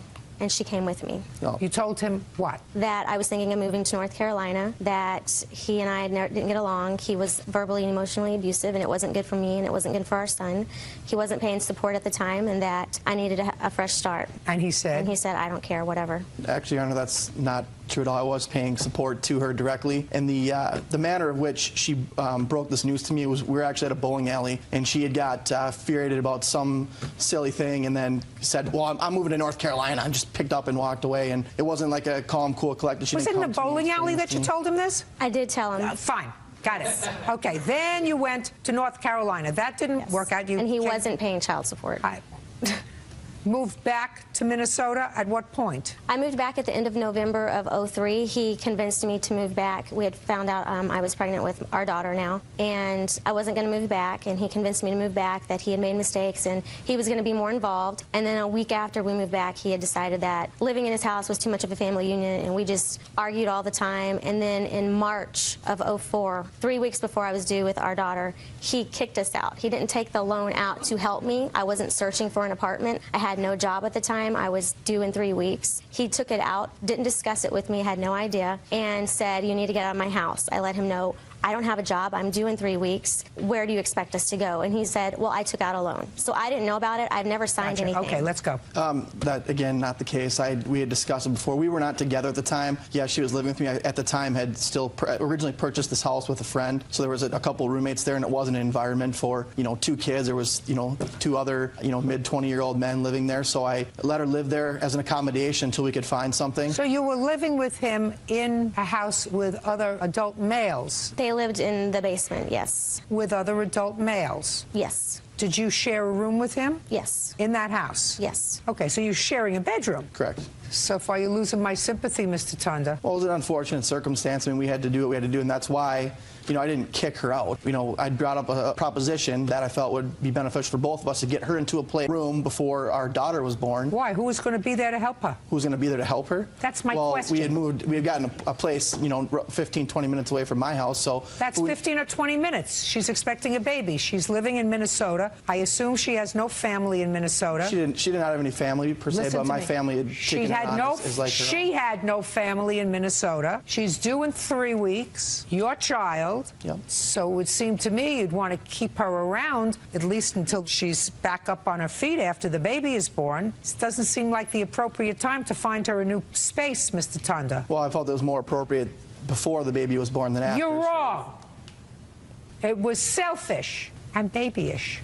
I disagree. I don't give a rat's tutu whether you agree or disagree, sir. You want me to take a poll as to whether or not most mature adult males would say it was appropriate to find an 8.5-month pregnant woman who's got a 1-year-old a place of her own in a town where she has no family, sir? You want me to take a poll? No. You don't want to. You don't want a poll there, sir. Believe me. I don't think it's necessary. Believe me, you don't want a poll. It was a selfish thing to do. So you took out a loan. You got her an apartment. Correct. Right? Well, you didn't expect her to pay the rent, did you? Well, not How was she right supposed away. to pay the rent? 8.5 months pregnant. Well, not right away, but that's why we took out the loan when she started working. Let's see when.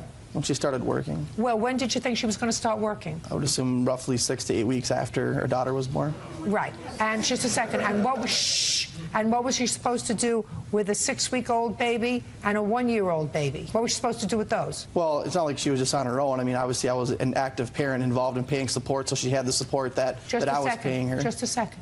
That's not being an active parent. I don't understand what's not being an active parent. Giving money is not an active parent. No, that was to help the situation. It wasn't. I'm not defining being an active parent by taking out a loan. Well, what did you do when she got this apartment by herself? Did you go over there every day? I was over there quite a bit, actually. That's not my question. Did you go over there every day to take care of your son? Well, I wouldn't say every day. Well, what did you expect her to do with the baby and a new baby when you weren't there? What did you expect her to do? Your Honor, it's a circumstance where, unfortunately, we weren't together and it didn't work out. But I felt I did what I could to help her out, and, my family. So then what are you doing here? My question to you, sir, is what are you doing here? You took out a loan to get her an apartment so she could be on her own after impregnating her twice. Well, I'm here to, a loan is the key word. She agreed to pay, and she faithfully paid on it for 2 years on the loan. And then once I filed for custody of my children, because she picked up and moved to Texas with 5 days notice. Well, that was a bad thing for her to do, to pick up and move to Texas, if you were a good and involved father. Because she has only her best interests in mind, not the interest of the children, hence the reason that I filed for custody. And you only have the best interests of the children in mind. Actually, I do, Your Honor. Then what are you doing here? How much support were you paying 2 years ago? When we had just our son born, I was giving her about $400 a month. $400 a month? A month. That's what incorrect. Okay. I was giving her $200 every 2 weeks. And what do you give her now? $800. Every 2 weeks? No, $800 a month is what the court has ordered me to pay. Well, that's the same thing as you were paying her before, for one child. Now you're giving her the same amount for 2 children. Right, which is double. Normally, it's only a 10% increase from the first one to the second one. So that doesn't sound like, sir, the best interest of the children percentage. It's usually a 10% increase? Yeah, 25% of your income for the first one, and then in Minnesota, it's 35%. No, so, that's not, sir, you don't get confused. Well, I know it's not 10%. Those are the minimum federal child support guidelines, which have been adapted in every jurisdiction. That's the minimum. Do you work? Yes, ma'am, and I'm in school. Who takes care of the children? They go to Child Builders Christian School. It's a private preschool. And who pays for it? I do. How much do you pay for daycare? $650 a month. Okay, so she pays $650 a month. And how much of the daycare do you pay, Mr. Tanda? I believe a portion of the total support goes to that. I do nothing specific. That's not what I asked you. Well, I don't pay anything directly to the... Right. So if we take away what you pay, which is $800 a month, from the $650 that she pays just to keep the children so that she can work, we have a grand total of $150 a month. So I'm speaking. I'm speaking. We're going to divide that by 2 equals $75 a month for each child. And that we're going to divide by 30 equals $2.50 a day is what you pay for each of your children in child support. May I speak now, Your Honor? Sure. Okay. I don't know her exact financial situation, but obviously I want to be involved to the point where I'm filing for custody of my children. And the fact is that she must not be hurting too bad, because she's obviously able to afford a lawyer to fly up to Minnesota to try to fight from keeping me from having the opportunity to have my kids reside in the state where I live. Mr. Tanda, I want you to listen very carefully, sir. I have tremendous sympathy for non-custodial parents who don't see their children. And I have usually very little sympathy for custodial parents who pick up and move away and make it difficult for the non-custodial parents to see their children. Usually. But let me explain to you, sir, that in this case, Miss Petrie followed you from Wisconsin to Minnesota, where you live. 2 times, right? Correct. And when she came back the second time, she had a baby, and it didn't work out. You say, I fulfilled my obligation because I wanted to be close to my children, paid the rent so it would be comfortable and easy for her, and gave her $200. But out of that $200, I expected her to work with 2 children, and to pay for daycare, and to pay me back my loan. Do you see why sympathy is waning for you, Mr. Tanda? Your Honor, the state was picking up the majority of the tab of the daycare when they were in Minnesota, so the situation that we had in Minnesota was perfectly fine. No, it wasn't working fine. You put her out and put her in her own apartment. And what you're supposed to say, Mr. Tanda, is, I'm sorry for bringing you to court. It was a stupid thing for me to do, because I have found a very unsympathetic judge who doesn't find that this was a loan. The court finds that it was a very comfortable way for you to stay in your house with your 2 bachelor boyfriends and get rid of your responsibility that you didn't have to deal with on a regular basis, which clearly, according to your own testimony, you didn't. You weren't at her apartment every day after the baby was born, taking care of your son, taking care of your daughter. Well, maybe 6 out of 7 days. I don't, Yeah, baloney. Coming over and spending an hour is not being there to do the job of a parent, sir. Than an hour. And I'm not saying that she was smart to have a second child with you. No. 1 mistake I can understand. 2 is dumb. I agree. But it takes two to tango. It does. What I'm telling you is, right now, the mother of your two children seems to be taking care of her financial responsibilities relatively comfortably. She's got a job, she pays for daycare, and she's doing that with marginal help from you. Well, unfortunately, with her picking up, moving 1,300 miles away, Where did you expect her, listen to me, sir, where did you expect her to move to? You expected her to move to a jurisdiction that was closer to you where she had nobody? No, she picked up and gave me 5 days notice when I'm supposed to have my kids for a Christmas vacation, and she calls and tells me they're not coming and she's moving to Texas. So that's where her family is, though. That's where her family is, right? Her mother, who she said nothing but bad things about the whole time. Her mother and who else? Her brother lives a few hours away. Got a mother and a brother. Yep. What do you do for a living? I work for a cell phone company. Which cell phone company? Verizon Wireless. Good. They have offices in Texas. Why don't you move there? It's Listen to me. That's where your family is, sir. Your two children are in Texas. Her support system is in Texas. She had a tremendous support system from my family, too. Now, her family's not your family. Right. You want to be near your children? Your Honor, can I talk Go to for a minute? Texas. When our son was being delivered and her mother had called and she was holding our son, this is how much she adores her mother. She said, "Oh, that's the grandma No, I of did the not. phone." And we have it on Mr. videotape, Your Honor. So Mr. for her to say that that's an Mr. excuse to move down there and have her support system, Mr. she doesn't Tanda. even barely get along with her mom. Mr. Tanda, you get along with your mother? I do get along with my mom. Ever not get along with your mother, sir? I never Did you bad- ever not get along with I your would, but I mother? never badmouth my mom. Did you ever to not everybody get I know. That's not what I asked you. Did you ever not get along with Of your course mother? as much as everybody probably hasn't. Okay. And I'm going to tell you something. There are a lot of curse words that go on in a labor and delivery room. A lot. I guarantee you that she called you a couple of names, too. If she didn't, she probably meant to. Let me explain something to you, sir. You don't have a profession where you're licensed to practice only in the state of Minnesota. And if I were you and if I wanted to see my children, I would call up my boss and I would say, please find me a place in Texas so you could be a lot closer to your children if that's in your mind. But based upon what I hear, you wanted her out of the house. You took out a loan. I see no reasonable expectation for the foreseeable future of you being paid back any money from somebody who now has 2 babies, no job, living in a place where she has no family. I don't see any reasonable expectation of you being paid back, sir. And that's part of a contract, if it's a loan. You did the right thing if you weren't getting along and helping her get set up. Don't be a fool now, Mr. Tanda. Your case is dismissed. That's all. Elizabeth Whitaker claims former friend Danielle Kahneman stole $800 from her duffel bag. Danielle says Elizabeth spent the $800 on drugs. Miss Whitaker, the defendant was your best friend, and it is your claim that she stole $800 out of a duffel bag. In that duffel bag was also some sort of hair straightening device. So you're suing her for the value of that. First of all, why was there cash in a duffel bag? Because we were out all day long, so I left the cash in the duffel bag so that I didn't lose it, because $800 is a lot to have carrying around. What was $800 doing in your duffel bag? I had used it to get my car fixed. My boyfriend had lent it to me so I could fix my car. When did your boyfriend give you $800 to fix your car? He's over in Iraq right now, so he had sent me his ATM card with his PIN number, so he had let me withdraw the money from the ATM. Why didn't you leave the money home? Because I hadn't been home in the time that I had withdrew the money.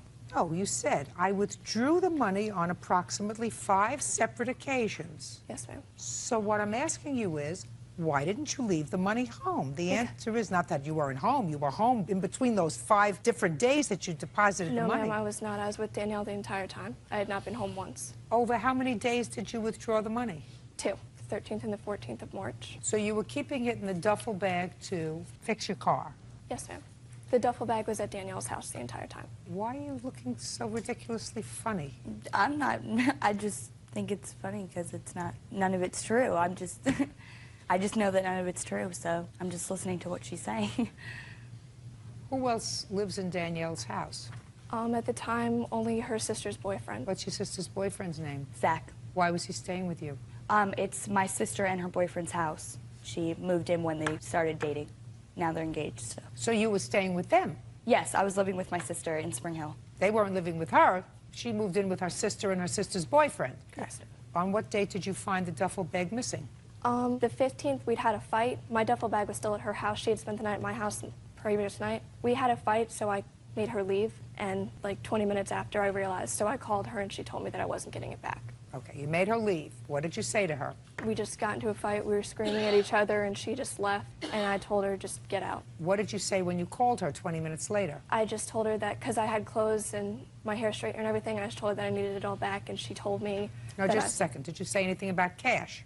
No, ma'am. You just said my duffel bag is there and I have stuff in it? Yes. What did you say? Tell me what Just you that said. my duffel bag was still there and I needed it back. And what did she say? She told me that I wasn't going to get it back. Why did you say that to her? I did not say that to her. Yes, at you all. did. There's No, no I question didn't. in my mind you said that to No, her. ma'am, Can I there's say no question something? in my Not mind yet. that I didn't say it. There was no phone calls. There was about 6 text messages first on the phone, and then it was followed by her calling me and threatening me. Okay, well, So what did the there, text? I didn't call her at all. I didn't say you called her. Okay. I didn't say you called her. No, I know. You're not paying attention. I just said You're she not called paying me. I was just letting you know she was the one that called me. That's what she said. Okay. I was just confirming the fact that she was right, that she did call me. Oh, my God. Something wrong with your affect. Pay attention. No. Put on your listening ears. What did you say when she called you and told you about the duffel bag? She didn't say anything about the duffel bag. What did she call you for? She told, when we were previously at her house, she mentioned something. No. When you had a fight and Okay. you left. Yeah. Listen to me very Uh-huh. carefully.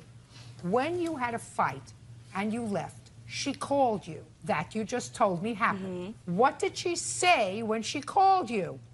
She come back to the house that she was going to stab me. It had nothing to do about the duffel bag.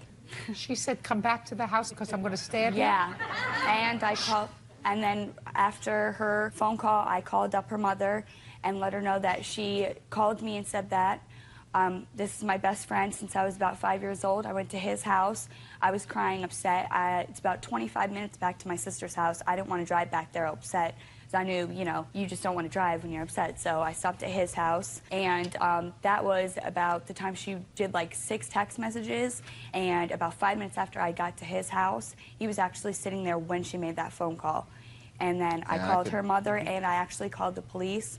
And I told them that I didn't have time to do a full report because I had to get back up to my sister's house to have her car back so she could get to work. But I told them that I was scared and that I just wanted to call in and at least let them know and give them the names. And they said, okay. Where's her duffel bag? Her duffel bag was still at my house. But it takes about 25 minutes there and back. So I didn't want to go all the way back up there and then come back. Told her I she just could come. asked you a question. Where Yeah. was the duffel bag? It was still at my house. And what happened when you got to your house? Got to my house. My sister used her car, and I stayed there. What did you do with the duffel bag? It stayed there. I didn't touch the duffel bag. How did your sister get hold of her hair straightener? Because I lived there. About 2 days later, I moved out, and I left it there by accident. And my sister Just a hadn't second. brought it back yet. Okay. But I don't. How did your sister get her hair straightener? Because I read your answer. Because What? I lived with her. Well, what was she doing going into the duffel bag? Was she a thief? Her and she let me use the straightener before we left to go The to her. duffel bag was, the hair straightener was in the duffel no, bag. it wasn't. It was in my bathroom plugged in because right before we left to go hang out with a few of our friends, go back towards her house, we did our hair, so it was left in my bathroom plugged in. Is And we that turned it correct? off. Yes, ma'am. Okay, fine. So now where's the duffel bag? On my rack in my bedroom because I didn't have a closet. I had a rack with my clothes on it, so it was on the bottom rack. So who stole her money? There was no money in it. Oh, yeah, she's going to show me proof that she took money out. Oh, I bet she did take money out, but there was no cash in the duffel bag. How do you know that? One, because... How do you know that? Madam, I asked you a simple question. You're giving me all kinds of mumbo-jumbo. How did you know there was no cash in the duffel bag? Because my friend Sam called me up and said that Beth was calling her up to ask her for cocaine. I was worried about it, and that's when I called her boyfriend. But she was my best friend. If there was cash in her duffel bag, don't you think she would have said something to me when she asked me to bring back the duffel bag? Not if you had just had a fight. Okay, well, 3 weeks after, when she actually came and picked it up, she never said one word to my mom or anything about the cash either. I have not heard one thing about cash. Well, ever. when was the first time did you hear about cash? When I got served, when I found out about When this. was the first time, Miss Whitaker, that you advised anybody that there was cash in that duffel bag? I had told my mother, and the night that she had called my mother had questioned her about the money in the bag. Could you stand up, please? Mrs. Whitaker? Yes. You spoke to the defendant? Yes. When? the night they had the fight. Tell me about the conversation. She called me, actually, to get a number out of Beth's phone that she wanted. What And did when she say to you? Tell me what she said. That's exactly what she said. Can you get a number out of the phone for me? Whose number was it? I don't know. I didn't ask her. Go ahead. And I said to her, Danielle, what happened to the money? And she launches into this big thing that she didn't even know Beth had any money, and if Beth never told her there was any money. And I said, Danielle, she's been with you for the last 3 or 4 days. You're the only one she's been with. I didn't take her to the bank, so you must have. What did she say? She said, well, the only thing I can think of is that I stopped at the grocery store and Beth wanted to wait in the car, and that's when she must have done it. And I said, Danielle, that doesn't make any kind of sense. And she says, well, you know, Beth hasn't been making any sense lately. She's been acting really crazy, and that's what people on drugs do. And she goes on to tell me that we can get her help and that we can get her into rehab. And I said, Danielle, what happened to the money? And Danielle said to me, well, the drug dealer must have it. And I said, well, you must have taken her to the drug dealer because I know I didn't. And then she said, well, I don't know how she got to the drug dealer. And then she says to me that she contacted Beth's boyfriend, Richard. She said that she and Richard had been friends for a long time and she wasn't going to let this come between her, you know, affect her and Richard's friendship. And she said that she called Richard and set up a 3-way conversation, and Beth didn't know that Richard was on the other line. And she said that she confronted Beth about spending the money on drugs, and she said that she just couldn't believe that Beth had spent $800 of Richard's money on drugs. And I said to her, Danielle, how did you know it was $800? And she said, because Richard told me. And I said, Danielle, Richard's in Iraq. He doesn't have a cell phone. You couldn't have called him. Then she said that her mother was trying to call her and she would call me back, and needless to say, I never heard from her again. You still have the boyfriend in Iraq? Yes, ma'am. You have something you want to say to me? Yeah, I just wanted to say, like, when she had called, I was there for the conversation, when they had the argument, she came to my house crying, that she was like, I could hear her over the line, she was screaming very loudly at her, like, you know, threatening her. It's like, you need to come back to the house so I can kick you. You know, I'm going to stab you, You know, she came to my house in a wreck. I mean, I couldn't believe, like, what she could probably have said to her to, like, you know, I can't believe it either. Now you can sit down. Thank you very much. Okay.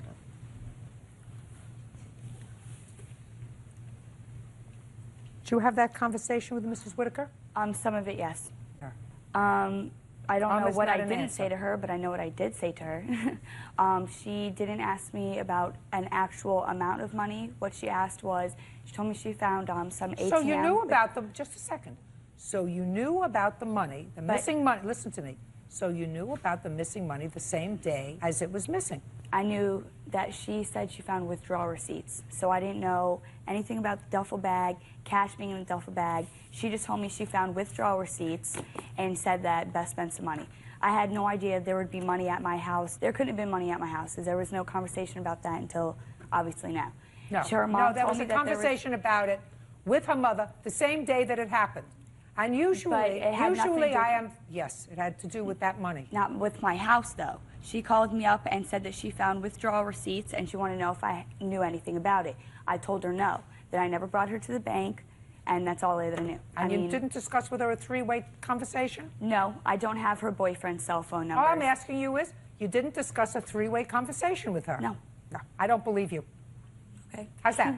Elizabeth Whitaker claims former friend Danielle Kahneman stole $800 from her duffel bag. Danielle says Elizabeth spent the $800 on drugs. Okay. I'm very, very reluctant on circumstantial type evidence when other people have access to property to make a judgment that somebody took property. I'm reluctant to do that because to label somebody a thief, as far as I'm concerned, is a very serious thing. There is no question in my mind that you either took it or know who took the money out of her duffel bag. Judgment for the plaintiff in the amount of $800. That's all. Parties are excused. You may step out. Mark Windhausen says ex-girlfriend Lana Speakman owes for the money he paid towards a Dodge Durango. Lana claims Mark was stealing from their share toward his drug habit. Mr. Windhausen, you and the defendant lived together for a period of time, and it is your claim that at the time she broke up with you and told you to leave, she kept your property. She kept the truck that you had been making payments on and some other personal property that you had purchased for the house. Correct. Ms. Speakman said everything is hers. Yes. When did you move in together? About 6 of 04. June of 04. Right. How old are you? I'm 24. How old are you? 34. You have children? No. What kind of work do you do, Mr. Wendhausen? I'm a welder. How long have you been welding? About a year and a half now. Make good living? Decent. It's fair. Tell me what you make. I'm about $14.50. An hour? An hour, yes. How much did you make last year? How much did I make last year? About $12,338. You worked full-time? Yes, I did work full-time. I got laid off in December of '05, and I was rehired back on, so I had When? it in February. But other than that, you work continuously? Correct. And what did you do with your money? What did I do with my money? Why do you keep asking me a question? I know the question that I asked. What did you do with your money when you got your money, when you were living with Miss Speakman? I cashed my checks at the U.S. Bank, and I went and paid it to, just gave her cash. Well, how much cash did you give her? Approximately about $340 per week. It was different every week. Tell me about this truck. This truck, I needed a vehicle to get back and forth to work. I did not have one. I wasn't able to put one in my name because my credit wasn't the greatest. And at the time, I was working on getting a work permit to make a commute back and forth to work. What did your bad credit have to do with getting a work permit, Mr. Wendhausen? Because I wasn't able to put the truck in my name. Did you have a driver's license? I did not. I just had a work. Well, that's an answer why you can't have a truck in your name, sir. Correct. So you were going to drive this truck despite the fact that you didn't have a license? No, until I got my work permit. Did you drive the truck without I did, a license? Yes. So Miss Speakman put the truck in her name and allowed you to drive it without a license? Correct. Jan, down, I get to you. And who made the payments on the truck? I did. How much were the payments every month? Approximately about $340 a month. $340 a month. Plus It's exactly the insurance. same amount that you gave her. You said a week. That's a number you must like. You told me you gave her $340 a week when you cashed your paycheck, and now you tell me Well, that, that's your truck excluding- payment was $340. That was excluding making the payments on the refrigerator and the stove and the bedroom set. How much was the truck payment? About $340. And how much did you used to give her every week from your paycheck? Around $340, yes. Wrong. He's got it down, and he's not going to waver. And how did you make the truck payment? Cash. Now, because we're just dealing with the truck so far, when did you kick him out? July 7th of '06. Why? Because I found out he was doing drugs. He actually, July 1st is actually when we broke up. He couldn't get a ride until July 7th. He stole $400 out of my purse, said he was going to the store to get ice, and didn't come back for like 12 hours because he was doing drugs. What kind of drugs does he do? Cocaine. Have you ever seen him do cocaine? No, I haven't. He told me. What did he say? A couple months prior, he took a lot of money. We had a joint checking account for a little while because I went to get money out and all the money was gone. Well, then I questioned him about it, and he finally told me that he was doing cocaine, that he had a drug problem, and then he didn't want to tell me what the drug was, and then he finally told me it was cocaine. How much money did you take out of the joint account? About $1,500. Do you remember when? It was March and April. He did it on 2 different occasions where he took hundreds of dollars out a couple times. I mean, hundreds, like $600 a night. It's not true. No? No. Don't do drugs. No, I don't. You willing to take a drug test? I am willing, yes. Willing to take a hair follicle test? That's fine. Right after court? That's fine. You understand that if you go for one of these tests, they will, and if it's positive, they won't let you be a welder. You understand that? Correct. You prepared to sign a release that the drug test results can be sent to your employer? Oh, is not an answer. I have smoked weed, yes. Weed So- we're not talking about, sir. We're talking cocaine. All right. Got me? Yeah, I got you. Perfect. If you have a problem and you're 24 years old, you better get rid of your problem. Do enough cocaine, so you're going to have a brain like mush. You know, when you start up here, you can have a brain like mush. When you start over here, it's over very, very soon. Now, how could you take money out of a bank account? It's my money, too. Well, if you're putting in $300 a week to run a household, You have rent, you have food, you have gas, you have electric, you have all the other stuff. And was he giving you an extra $340 for the truck payment? No, he wasn't. He gave me, his checks were different every week. So he gave, sometimes it was only $100. Sometimes he didn't give me any money at all. Yeah, because if he's making $15 an hour, earning $12,000 a year just doesn't, well, that was doesn't make it. The truck payment was $320, and it did come directly out of my bank account ever since I bought Well, the it truck. may have come directly out of your bank account. That doesn't mean, quite frankly, Ms. Speakman, that he wasn't giving you money. My question is, was he giving you money earmarked for this car payment, or was he giving you a certain amount of money every week? It was different amounts every week because, like I said, sometimes his checks were always different. Sometimes he would give me nothing. Sometimes he would give me $100. There was a couple times he probably gave me $300. And what about the monthly truck payment? What? Did he give you money for the Directly monthly for truck that? payment? No. In cash is my question. No. Okay. Go ahead, sir. Yeah, I was just kind of curious, how could she make the payment for a car payment, a truck payment, a house payment, and all the other utilities if I was not paying any money to that household? She didn't say you weren't paying any money. But how could she afford And I make those a lot vehicles? more money than he does.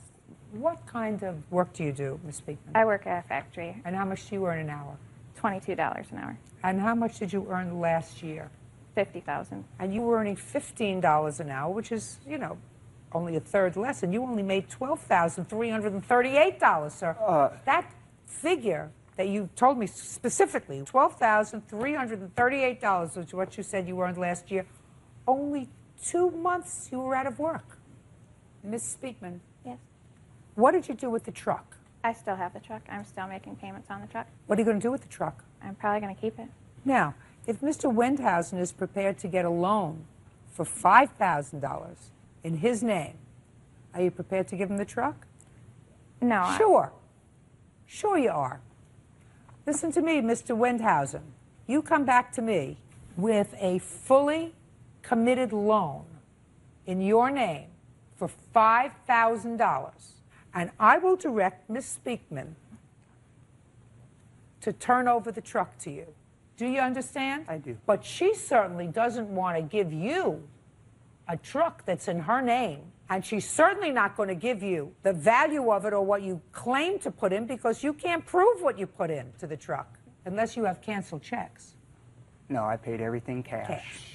Yes. Right. So go get yourself a loan, and then Miss Speakman is going to turn over the truck to you. You think that's going to happen, Miss Speakman? I don't think he'll be able to get a loan. Correct. Correct. But if he can... But what about I've paid it, like for the I whole think year that you that he both hasn't paid been it. there? It was sort of a fluid situation. But I certainly don't think that you ought to get stuck with this truck and turn it over to him. And I certainly don't believe that he, each and every month, paid you his portion of the expenses as well as the $340 for the truck, because he didn't make that much money. Right. Now, what other property do you claim, sir, is yours that she kept when you I have moved a out? GE arranged stove that I When purchased. did you purchase that, sir? I purchased it in about 11:05. And you moved out in... 7/06. And did you eat while you were there? I did, yes. And did you use the stove? I only had it for about a month or two before I moved out. Show me proof that you purchased it. He just said we got the stove in November, and he moved out in July. So I got it. Okay. Okay. Thank you. I see it's purchased by you, Mark Wendhausen. Right. Show me how you paid for it. I paid cash. I have a check. Can I see it, please? These are the 2 payments I made. These are the 4 payments that were made total. Okay.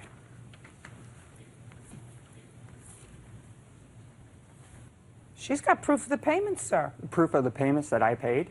Well, show me your payments. It doesn't say that this was paid in cash. I paid those payments, ma'am. To whom? To Turner Electric. Show in me. cash. Don't you see there's cash? She writes checks. I pay cash. What else, Mr. Wendhausen? I also have receipts here for refrigerator. When you moved into the house, Mr. Wendhausen, was there a refrigerator in the house? Yes. Can you please tell me where all my money was going? All your $12,000? Well, I lived there for two and a half Just a second. years. All your $12,000? His money was going up his nose. Mine Just a was second. paying the bill. Mr. Wendhausen, I don't See- think that you understand, sir. That barely supports a person. You don't get it. I'm not getting it. I'm making payments that, you know. Show me that you're still making payments. I'm done. Those are the receipts. That's paid off. And you paid for it, and you used the refrigerator, and you used the stove while you were in her house? Yeah, it's my Goodbye, name. Mr. Wendhausen. Do you think I could I take think you have a problem, and I think that you really have to take care of your problem. If you manage to secure a loan for the truck, I am going to direct Ms. Speakman to turn the truck over to you. We will recalendar this case as soon as the clerk receives indication that you've received a loan, and I will direct this truck that you want to be turned over to you. Do you understand? Okay, I do, but... Good. Thank you very much. Goodbye. Vicky Madure claims former friend Becky Seifert ruined her credit by not paying on credit cards she helped her get. Ms. Madura, the defendant was a friend of yours. Yes. Who had terrible credit. And it is your claim that you were trying to be nice to her and she have a credit card. If you would take it out, make her a co-holder of one of the cards. You did that for her. And the understanding was the bills would go to her and she would take care of the bills. And it is your claim that subsequent to that, she wanted to buy a motorcycle. And again, you agreed to be a friend and you co-signed the loan for the motorcycle with the understanding that she would make the payments promptly, which she failed to do. You subsequently found out that not only had she taken out the one credit card, but because she had all of your information, she took out a series of credit cards and built up a balance of thousands of dollars. She was also behind on the payments. She was behind on the payments on the bike as well. As a result of that, your credit, which had been pristine, took a dive. So you're suing for two things. You're suing for the return of the motorcycle to you, or its value, so that you can sell it and get out from under the payments. And second, you want damages for her ruining your credit. Ms. Seifert says that she kept her end of the bargain. She has paid on the motorcycle, although she acknowledges she doesn't pay in a prompt manner. She pays when they threaten her. That's not what she says,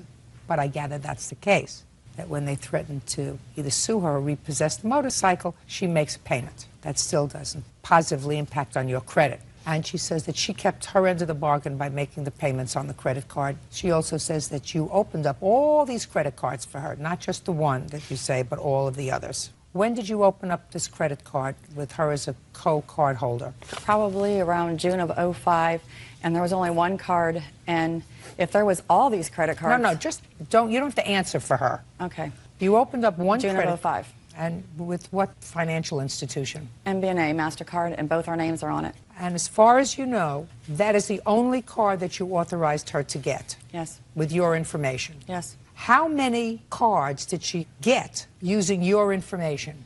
4 or 5, counting the second MBNA she took out, that she succeeded. I have documentation. I'd like to see it, please. Your Honor, there was only one MBNA card. There wasn't two. I have how many? There was two Chase. There was one MBNA. No. Ms. Seifert, how many cards did the plaintiff agree to take out in your name? Ma'am, I went to creditcards.com with her information listen because... to me. Listen. We never determined a number. The cards that I had, that I used, several of them were mailed to her home, to her address. I didn't go to her house and steal those cards. Ms. Seifert, you don't honestly expect, coming here today, that you're going to get over on me, No, right? I don't. I'm Good. just telling you. So then let me ask the questions and don't skirt around the answers because I'll take you and I shake you. And then I get the answer. Okay. You came to the plaintiff and asked her if she could take out a credit card and put you as a co-holder on a credit card so that you would have a credit card to start to build up your credit. That's what you asked her, I assume. Is that right? She offered. Well, how would she know that you needed it, madam, unless she knew that you didn't have a credit card? Because we were going on vacation together and we were talking about finances for vacation and the things our kids could and couldn't do. And? And I explained to her that I did not have a credit card with much credit on it. That's okay. Good. So she agreed to get one credit card. Now, after she got the one credit card in June of 2005, when did you apply for the other credit cards? I did it all at the same time on creditcards.com when I got the one credit card. Just a second. I told you, don't play with me. I'm smarter than you are. You just said to me, I got the other credit cards on creditcard.com after I got the one credit card. That's not what I said. That's exactly what you just said. I have a tape. The one time on creditcards.com, and several cards were mailed to her house, and she knows that. Don't tell me what she knows. Why did you take advantage of a situation where she said she would get you a credit card? It was very bad judgment on my part. Now, credit cards, did you use them to make purchases? Yes, I did. Did you pay all the credit cards on time? No, ma'am, I didn't. Then you ruined her credit. Then I signed to be responsible for all of them. Just all the a second. papers she asked me Just a to, and second. it was taken off of Listen, her credit. Listen to me. You show me where, once you signed a piece of paper to be responsible, because so far you're irresponsible, it impacted positively on her credit.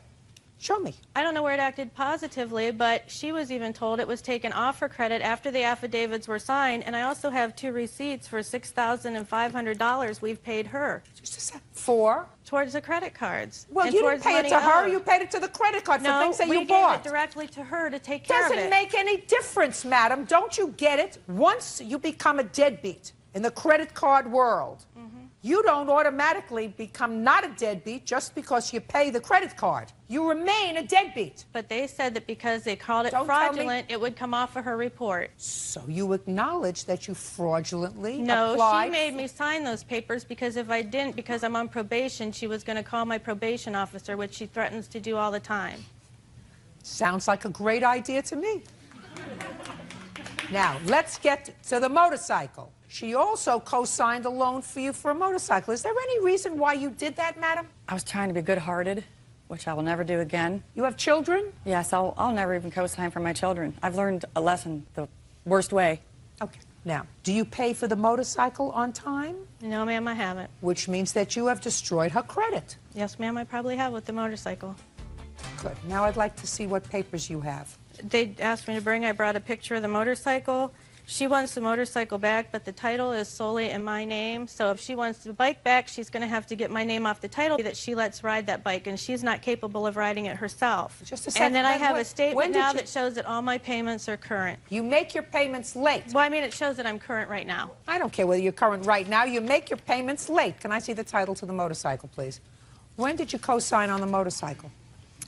October 05. How much have you paid on the motorcycle? I've made all the payments except the one she made, and I How paid much her back do for you them. pay? $250 a month, ma'am. How much is the loan?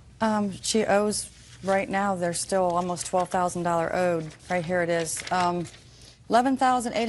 $11,818.42 owed. Who are you? Becky's boyfriend. Stand up. What do you do for a living? Run a rubber mill. You earn a living? Yes, ma'am. Well, why don't you refinance this motorcycle? I already have one in my name. So what? I don't know, ma'am. What? This was between them. Well, I understand that, but you live with her. You sleep with her. Yes. So why should she be on the hook for her bad credit? She was having trouble with her credit way before us. I'm asking you a question. I just said to you, she sleeps with you, you live with her. Why don't you, the two of you, refinance this motorcycle and get it out of her name? I've got too much in my name right now with my house, my cars, and my motorcycles, so. Your motorcycles? I have 2 motorcycles, yes.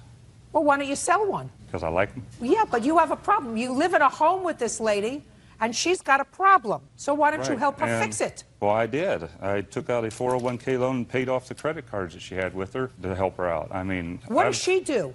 Huh? What do you mean, huh? What does she do? What does she do? Yeah, what does she do? As far as As far as a livelihood. she works in a doctor's office. She make a living? Yes.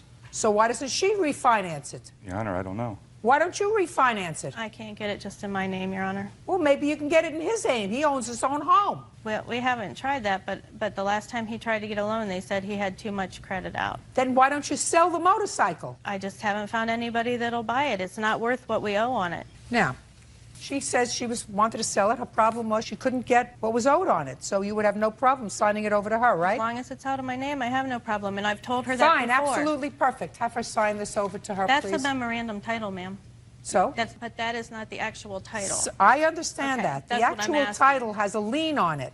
She can do it. As a matter of fact, we'll prepare that Okay. order that you'll sign. That's fine. Good. Now we know that this is now your motorcycle. We will prepare that order.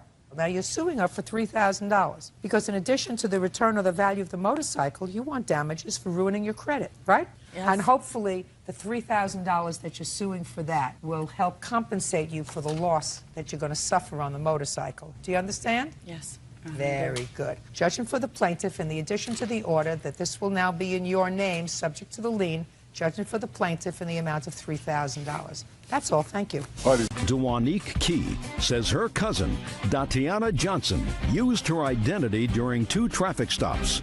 Datiana claims on the first occasion, she was drunk.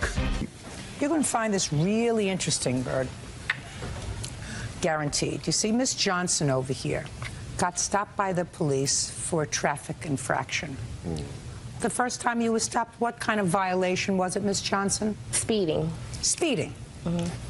And how fast were you going? I think I was going like 60, I think, 50. Could you keep your voice up, please? Like 60 or about 55. And when she got stopped for speeding, according to the complaint, which is, you know, not disputed by the defendant, she gave her cousin's name. Your cousin? Yeah. Yes, she gave her cousin's name because she didn't want to get in trouble. And that worked out just fine, except she never showed up to pay the ticket or anything else. She just let it go. Right? Yes. Then she got stopped again. And she figured it worked so well the first time, according to her. Why not? She gave her cousin's name again. This must be her favorite cousin. And what did you get stopped for the second time, Miss Johnson? Running a stoplight. In what jurisdiction do you live?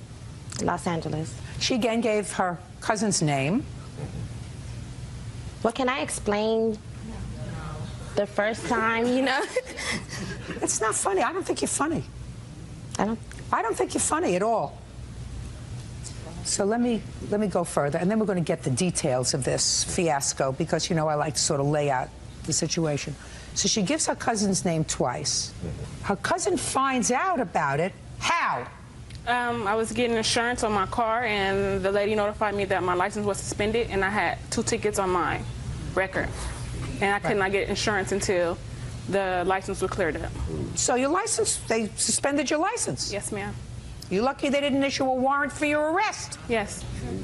And this was, I was driving around. I didn't find out till like 10 months later that my license, it has been suspended 5 months before I even knew about it.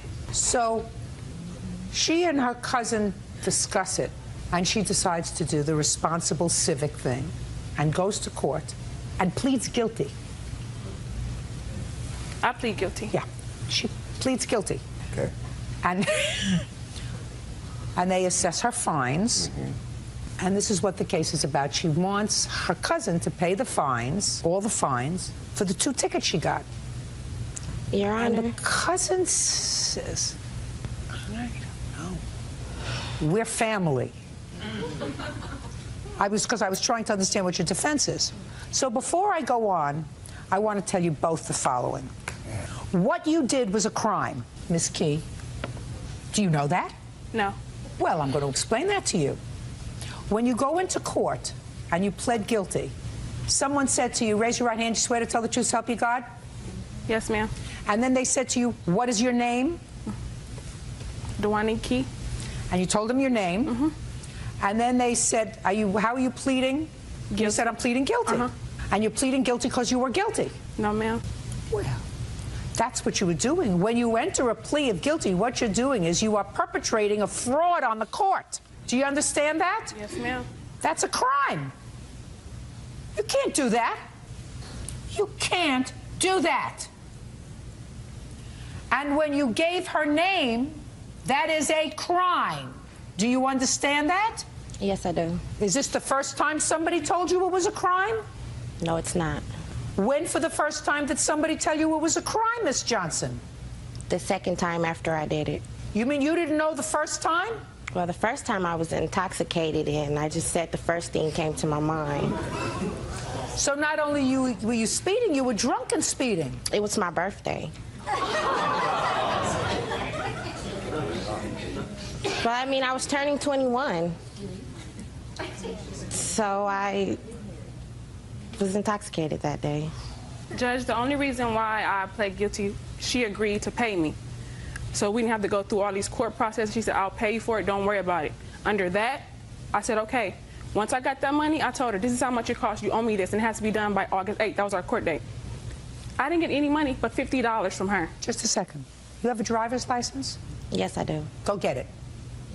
Your Honor, at the time she did. Get your driver's license. I didn't bring it with me today. Go get your pocketbook. Get it and bring it in. Fast. Empty your pocketbook.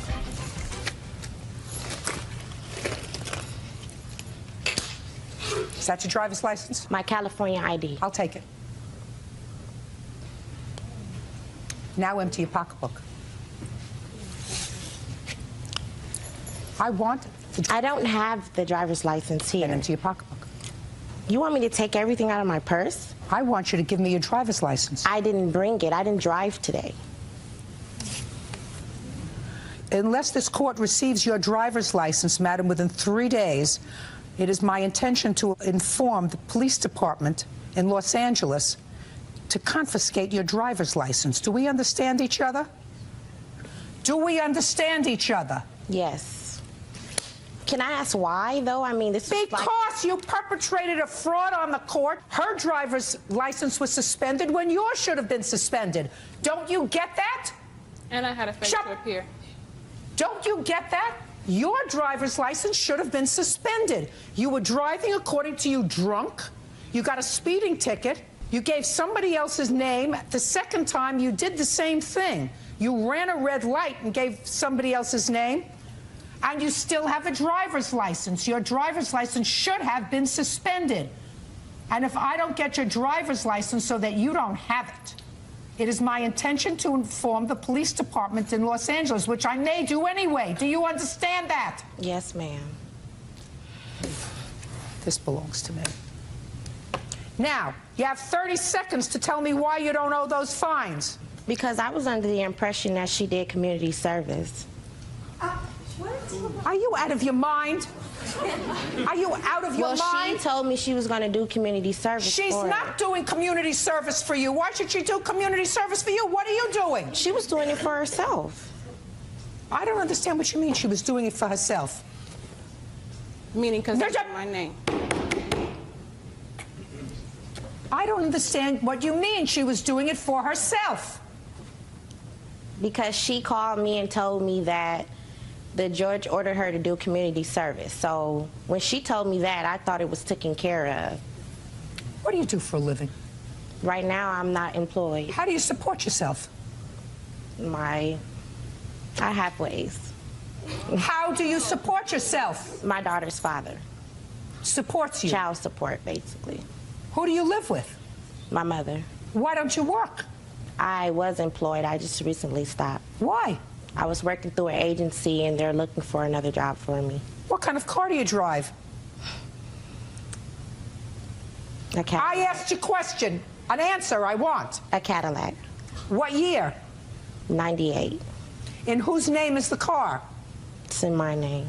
Where is it registered? In Los Angeles. Yes. She just got that car, so she had plenty of time to pay me back. This car is brand new. Paid cash. You must get a lot of child support. In any event, Ms. Key, to whom do you owe the fines? The Los Angeles District Court from Traffic Division, I believe. And how much is owed to them? Roughly $1,700. One ticket was $1,189, and the second ticket was $565. Now, Ms. Key. Yes, ma'am. You don't get any award for brains, because what you did was so wrong. And I understand that you may feel as if, well, it's family and you didn't want her to get into trouble. Yes, ma'am. But what you did was against the law. You do understand that? Yes, ma'am.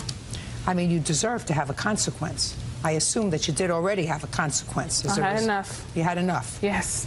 I believe that that's probably true.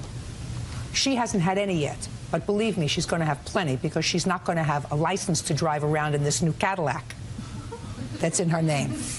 Because I had this, and the police department is going to be no. You get it? Perfect. $1,754, judgment for the plaintiff. That's all.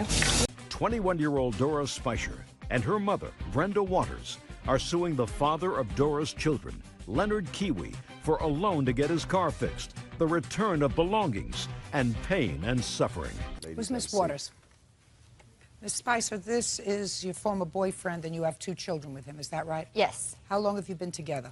We were together a little over 5 years. How old are you now? 21. And how old are you? 24. So you were 19, you were a baby. You were I was 16 when we got together. And how old are your children? 3 and 16 months. According to your complaint, things in the relationship went south. You were going to bartend at a party. Mr. Kiwi came to the party. He didn't like the way you were dressed. He thought you were being flirtatious. You even went so far as to wear makeup. There was an altercation, and you left. Yes. Him. Yes. Took the children, and you went to your mother's? Yes. According to your complaint, he refuses to return your personal property. Yes. That's what the case is about. And that personal property, you're talking about your clothing? Yes. And your children's clothing? Yes. What else? My daughter's TV and DVD player that my mom bought her for Christmas. Your daughter, who's 3 years old, got a TV and a DVD player? Yes. Get over it. Now, Mr. Kiwi, let's deal with this one thing at a time, sir. Do you have her clothing? No, I allowed her to come over on an agreement. On December 23rd, they agreed to me that I wouldn't call the police on them, that they could come over and. What happened to her clothing? She came and got it with her mother and stepfather. What and about all the of her children's stuff. clothing? She took some of it, but basically almost all of it, and left me with like a couple pairs of clothes that don't even fit them. Did you go there with your mother? Yes, I didn't get all of my clothes. I still had some clothes there, and I didn't take all the kids' clothes. There's still clothes in totes in the garage that fit the girls. Well, just a second. He's their father. Who bought the clothes? He did. My mom did. His mom did. His sister did. Well, you can't take all the clothing. I What is don't he want all supposed the to have? clothes. You took some? Yes. Good. So, and some he has? Yes. Now, your clothing? Yes. I have a few pairs of jeans over there, some more shirts over there. You're talking about nonsense. You're talking about little stuff. What are you suing him for? I mean, I don't get it. You were together 5 years. We're not talking about a couple of pairs of jeans, madam. No, but they're mine. I should be able to get them. Well, do you have her jeans? I found one pair of jeans that was in the dirty clothes, and that's All right, the only reason she so didn't pack take it up them. and get it over to her. Yeah. Now, let's get to your mother. I can't stand to deal with nonsense. You say that you loaned him $1,000 to fix his truck. Yes. When? It was September 12th. What year? Did she give you $1,000 to fix your truck? No, she found a gentleman who at a bar who works on vehicles, and at first I was going to sell my Explorer to him, parted it out. Did but then you he pay said he could- $1,000 to have your truck fixed? Yes, Okay. Now, it is your defense to that yes. that you had loaned her $3,000 a year before. Well, I took out a loan for $3,000 because I was $1,000 behind on rent, so I paid $1,000 on rent, and I gave her $2,000 so their house would not be foreclosed on because they've took out like 4 mortgages on their home. When did you give her the $2,000? Before the Explorer was fixed. Do you have any proof of that? The only thing that I would have had was be like from my bank that say I paid off the loan, but unfortunately I didn't bring that because it's not paid off yet. Okay. Tell me how it came about that you gave her the $2,000. Tell me about it. Dora you know, I'm a was- good judge of what's true Dora and what's was not. crying and stuff, and I felt sorry for him because I thought we were family then, but I can see, I guess we're not. And I was just being nice and helping No, him tell out. me how it came about. Did she come to you and tell No. you she needed the money? No, she spoke to Dora, and Dora was telling me Dora, about it. look at me. When was it that your mother was- fell? Look at me. I didn't finish the question yet. When did your mother fall behind in her mortgage payments? It was back in 2005, and he did loan her $2,000, but it wasn't from a loan. It was with his 2005 income tax. I don't care what it was from. 2006. Your mother said it was 2006. It was 2006. So, how much money did you receive from him? $2,000, and it was paid back in monthly payments of $500 a month, starting with the month of April and ended in the month of August. Show me. I gave it to Dora, and they paid their rent with it. She gave me cash. This was never brought up about the $2,000. This was prior. We'd borrowed the money from him, and I've only got 1 mortgage on my house. I don't have 4 mortgages. Whatever, you have 4 mortgages, you have 1 mortgage. He loaned you $2,000. When? It was in March. March of what year? 2006. And what month did she fix the truck? September of '06. Yes. And how much did you pay him back, according to you? I paid him $500 a month for 4 months, starting in the month of April. It was originally agreed that we were going to start paying in May, the $500, but they were low on money at the time and stuff, so I started paying the money back in April. I paid him back $500 in April, $500 in May, $500 in June, and $500 in July. Did she pay you back any of the money? Not all of it. How much did she pay you back? I'm not sure. She'd give the money to Dora, like she'd say, and then Dora would say that she was paying us, but I didn't see any of the money. In what month did your mother give you the first payment of $500? Around the 3rd of April because we didn't have our rent money. And when did she give you the second payment? Towards the end of May because we spent it on my daughter's 3rd birthday party. End of May. And when did she give you the third payment? Sometime in June, I don't know when. And the last payment, I guess sometime in July. I don't remember the exact date, but she paid us back. And that's why she made the agreement to fix the Explorer for us because we were down on money then. Tell me how it came about that you paid this $1,000 for him. My daughter had called me. Scott also has a Ford Escort. Just tell me, your daughter called you and what? Their Ford Escort was broke down. Scott did not have transportation to go to work. She was upset because she didn't want him to lose his job because the Escort was broke down. I loaned him some money to help for parts on that, and then I said that I would pay for the Explorer to be fixed so that they would have 2 cars that were running, because at that time Dora was trying to find a job so she could make income also. So I loaned him the money. I have a gentleman that I work where Listen I work. to me. You have no contract with him, your daughter. You know, just because they're no longer together, which is what's happened, just because they're no longer together doesn't mean that you come to court and you claim things that really aren't so. Sounds to me as if he wasn't totally a bad guy. A little controlling, perhaps. You know you're a little controlling, Mr. Kiwi. Yeah. But doesn't sound like he's a bad guy. He thought you were all family. He gave you $2,000 from his tax returns when you needed it. He didn't even ask to see the return of the money. You say you gave it to your daughter. She did whatever she wanted to do with it. She paid bills, she paid the rent, she did everything. She never showed it to him. And he was the only one working, right? So he was making a family. Just because they're no longer together and things aren't good anymore doesn't mean that you come to court over a pair of jeans that was in the laundry and fixing the truck so that your daughter would have a car and the boyfriend would have a car. She never got the now, car. Do me a favor. Do me a favor. I have other things to do today. You have a counterclaim? Yes, ma'am. Well, your counterclaim says that you don't see your children. Yes. That's your counterclaim. Yes. That's for a different court, sir. Okay. Are you in another court about seeing your children? Yes. Do you see your children now? Every now and then, but it's a very big hassle because they will not take my children to the designated spot because it is not in writing. So since it's not in writing, they make me go to their house, and they know I cannot go over there because they have an ex parte. And when I go over there to see my kids, they call the police. Her mother comes out and stepfather and tries to kick my butt. So I got ex partes against them as well, her mother and stepfather. What arrangement? Uncross your arms. What arrangements have you made for Mr. Kiwi to see his children? Don't look over there. We have called over him, and my sister calls him at work because I can't speak to him. Calls him at work, tells him to meet my dad up the road at a store called Clyde's. He always makes an account. He doesn't have gas. He can't get to where it is. So my dad drives to Steve's, a gas station that's closer to him, and drops off the girls. When was the last time he saw the children? 2 weeks ago. He's supposed to get them this weekend. And before the last visitation, when was the last time he saw the children? 2 weekends before that. Okay. Well, you're going to have to deal with the courts about that, Mr. Kiwi. You understand that? Yes. I suggest that you get whatever you need in writing, get it in writing. Do you understand? Yes. Very good. Okay.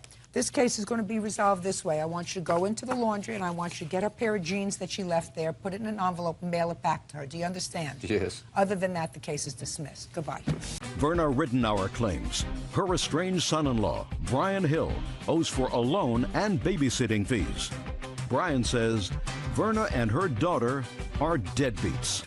Ms. Rittenauer, Mr. Hill is your soon-to-be ex-son-in-law, and it is your claim that he owes you for a small loan that you made to him to pay his mortgage and for some babysitting services for your 3 grandchildren. Yes, ma'am. Mr. Hill says that the mortgage payment was your idea. There was never any discussion of repayment for it, and he's going to tell me the story about the babysitting services.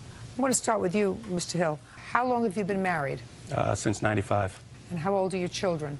10, 7, and 12. How long have you been separated from your wife? Since '05. And how long have the children been living with you? You have custody Since of the- '05. Since '05? Yes, ma'am. Did your wife leave the house? Yes. Did she have somebody else? At the time, no, I don't know. I don't think so. But she left? Yes. And she left you with the children? Well, when she originally left, she took the kids with her. The kids wasn't happy living with Miss Rittenauer here. The kids told Tina this many times. Tina told me over the phone that I could have custody. We went to court for the custody. That's not true, Your Just Honor. a second. Was custody adjudicated in court? Yes. When we went That's to all I court. have to hear. Custody was adjudicated in court. Yes.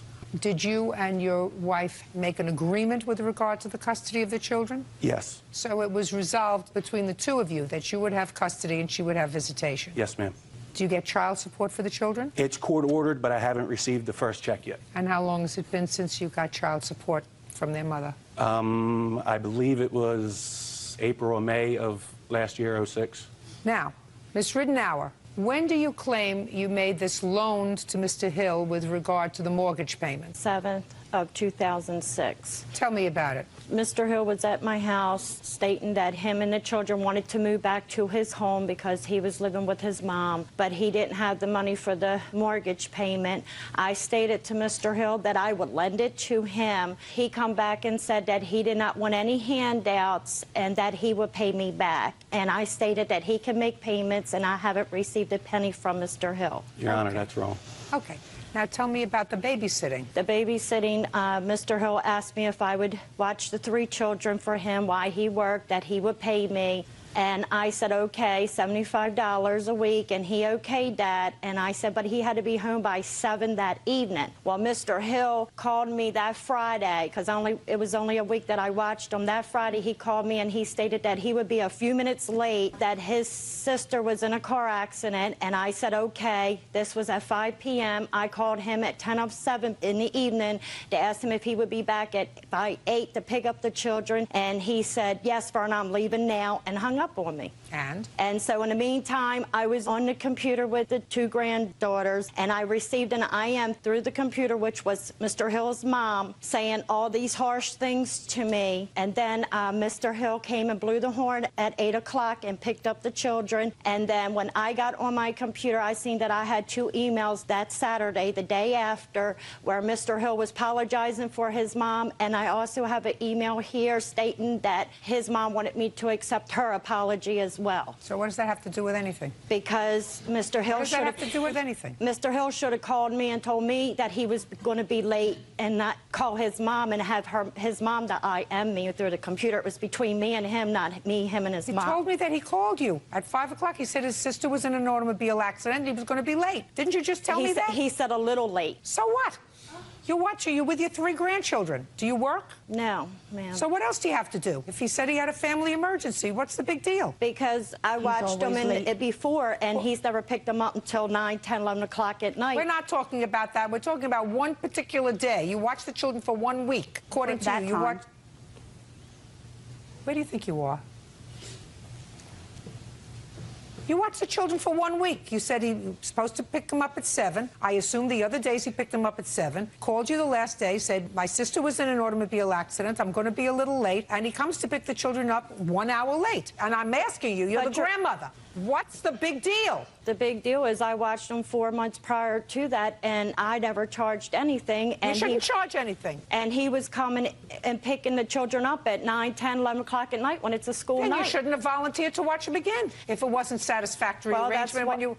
If it wasn't a satisfactory arrangement 4 months before, then you shouldn't have volunteered to watch them again.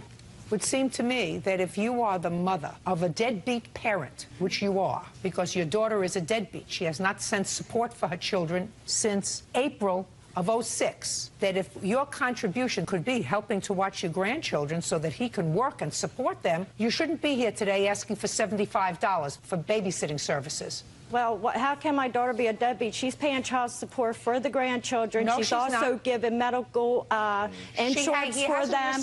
He hasn't received child support from her since April of 06. Because he keeps dropping it. It's like this. If she doesn't do what Mr. Hill wants her to do, then he'll go file it. If she does what he wants her to do, he'll drop it.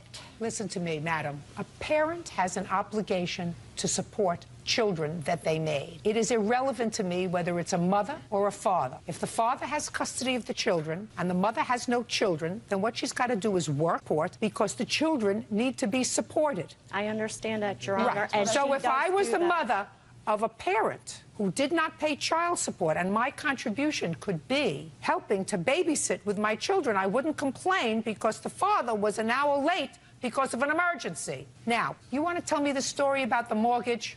July of last year, I moved in with my mother because I was having problems paying bills. I moved down in there, had the kids enrolled in school. Everything was going well. Tina called me maybe 4 months after I moved down there, wanting to know if she could take over our house that we had purchased together. That's fine. If she was going to do it, that was fine. I gave Tina $1,000 cash, and the $1,000 was meant to be for the mortgage payment, the electric payment, and the ground rent where we live. She paid the ground rent and the electric. She never paid the mortgage, took off with the money. And then she calls me a week later and tells me she can't afford the house. Now the mortgage payment's never been paid. That's not true. Don't speak. The mortgage payment was never made. Verna started calling me, asking me to move back. I have phone records of this, how many times she's called. I'd like to see them. They're all highlighted in yellow. Verna She started called you calling at your mother's house. on my cell phone, Or your yes. cell phone.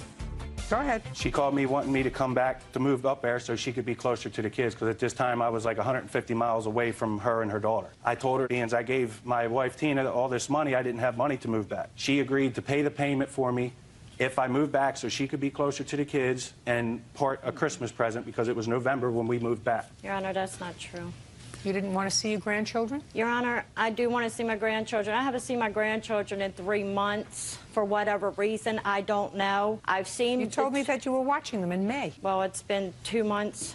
Oh, 1 or 2 months. I do know. You told me you babysat for them in May. 1 week she did. June 6th. I only watched them for 1 week. Well, that's not 2 months. 2 months haven't passed, madam. Well... I'm asking you, didn't you want to see your grandchildren? Of course, I do want to see my grandchildren. No, didn't you, when he was living 150 miles away? Yes, I do want to... So that if Mr. Hill says that when you spoke, you said that you would take care of the mortgage payment, are you telling me that you didn't have a discussion with him? We did have a discussion about the mortgage payment. He told me he did not want any handouts, that he would pay it back. And I said, well, just make it in payments. And he said whatever was left, he would just pay it when he got his taxes back. That's wrong, Your Honor. It's wrong. I don't think I believe you, Miss Ridenour. I don't think I believe you at all. And what I find ludicrous is that you seem to have a reasonable relationship with your daughter because your daughter is here with you. And I assume that because she's here with you, you have a reasonable relationship with her. But you have 3 grandchildren. And why in the world would you want to antagonize over what amounts to no money? Certainly, you're not out of pocket money with regard to the $75 for babysitting services. Worst thing that you did was you took care of your grandchildren for a couple of days. Big deal. So the worst thing that you're out is a few $100s for a mortgage payment that allowed the grandchildren to be closer to you and your daughter. You would antagonize the custodial parent of your 3 grandchildren. Antagonize him. Your Honor, they even called Child Protective Services on me. No, I most certainly did not. One of them, too. We did not. Since I've moved back in November. No, I most certainly did not. Since I moved back in November, them 2 are the only ones that have been in my house. When I was moving back, I was carrying a dresser down my hallway. I tripped, and my back hit the wall, which put a hole in the wall like about that big. Whoever called Child Protective Services told them that I was abusive, that I didn't have food in the house, that the kids were going to school dirty, there were the hole in the wall, stuff, you know, just made up a bunch of stuff about me. Well, Child Protective Services have a lady in my kids' school all day, every day. That is not true, Your Honor. This lady sees my kids all day, every day. The lady pulled the kids out of class, asking them a bunch of questions, if I ever hit them, if we have food. And the call went through to Child Protective Services on April 16th. April 12th is when we went to court for child support. Gotcha. That was the following Monday. Gotcha. Thursday, when we went to court on the 12th, that next day was Friday. That's the day she agreed she didn't want to watch kids no more. Gotcha. Your case is dismissed, Mr. Rittenauer, and I would suggest you try very hard to make up with Mr. Hill so that you can see your grandchildren. That's all. Goodbye. Alan Winter says ex-boyfriend Rolando Conejo owes for a truck loan and for assaulting him during a dinner party. Mr. Winters, you and the defendant were in a relationship for a couple of years, according to what I've read, lived together, and then the relationship ended, unfortunately, unamicably. It is your claim that you loaned the defendant some money to buy a truck. Yes, ma'am. And then it is your claim that he assaulted you. Yes, ma'am. The defendant says that he paid for the truck through services. Correct. Took care of your home, took care of things for the 2 years that you lived together. Also paid money towards your mortgage every month that should be counted towards the truck debt. And this truck debt came about as a result of a loan that he had with someone else that he had been involved with, And when the two of you became involved, you said you don't want any strings attached, so you paid off the truck loan to the other person, thereby making him only beholden to you for this debt. Yes, ma'am. Your Honor, when I met Alan, he offered, and that was his idea. He said, Rolando, I can help you with this. As long as you take care of the Chihuahuas, help me remodeling the house, because... Just a second. How much did you pay for the truck? I paid $7,538 for the truck. And how much did the defendant pay you back? He, on June 1st, he gave me a check for $3,000. What was the $3,000 for, sir? For the truck. Fine. Leaving a balance of $4,538. Because if he told you to take care of the Chihuahuas in exchange for the truck, you wouldn't have given him $3,000, right? Right. It's going to be like shooting fish in a barrel. I was thinking that's a lot of Chihuahuas. Your Honor. What? He also said, if you help me to remodel the house, that would contribute towards the loan. So in my mind, I always understood that, okay, I'm going to take care of the Chihuahuas, I'm going to help in remodeling the house. Just a minute. Forget the Chihuahuas. What did you do to remodel the house? We demolished the back of the house. That was hours of labor. And I also helped him to title a new bathroom and kitchen. How many hours of labor did you put in the back? Well, throughout the 2 years, I would say more than 100 hours. Yes. Yeah, originally, there were two loans. And last Tuesday, we went to small claims court in Utah, and he was given financial credit for the work that he did on my house. Really? Yes, ma'am. And I have evidence to prove that. Okay, so that was one loan, but you've already resolved the issue, therefore, yes, ma'am. with regard to any work that he may have done to pay down a loan. Yes, ma'am. So why are you bringing it up again? You only get credit for the work once, sir. I don't know.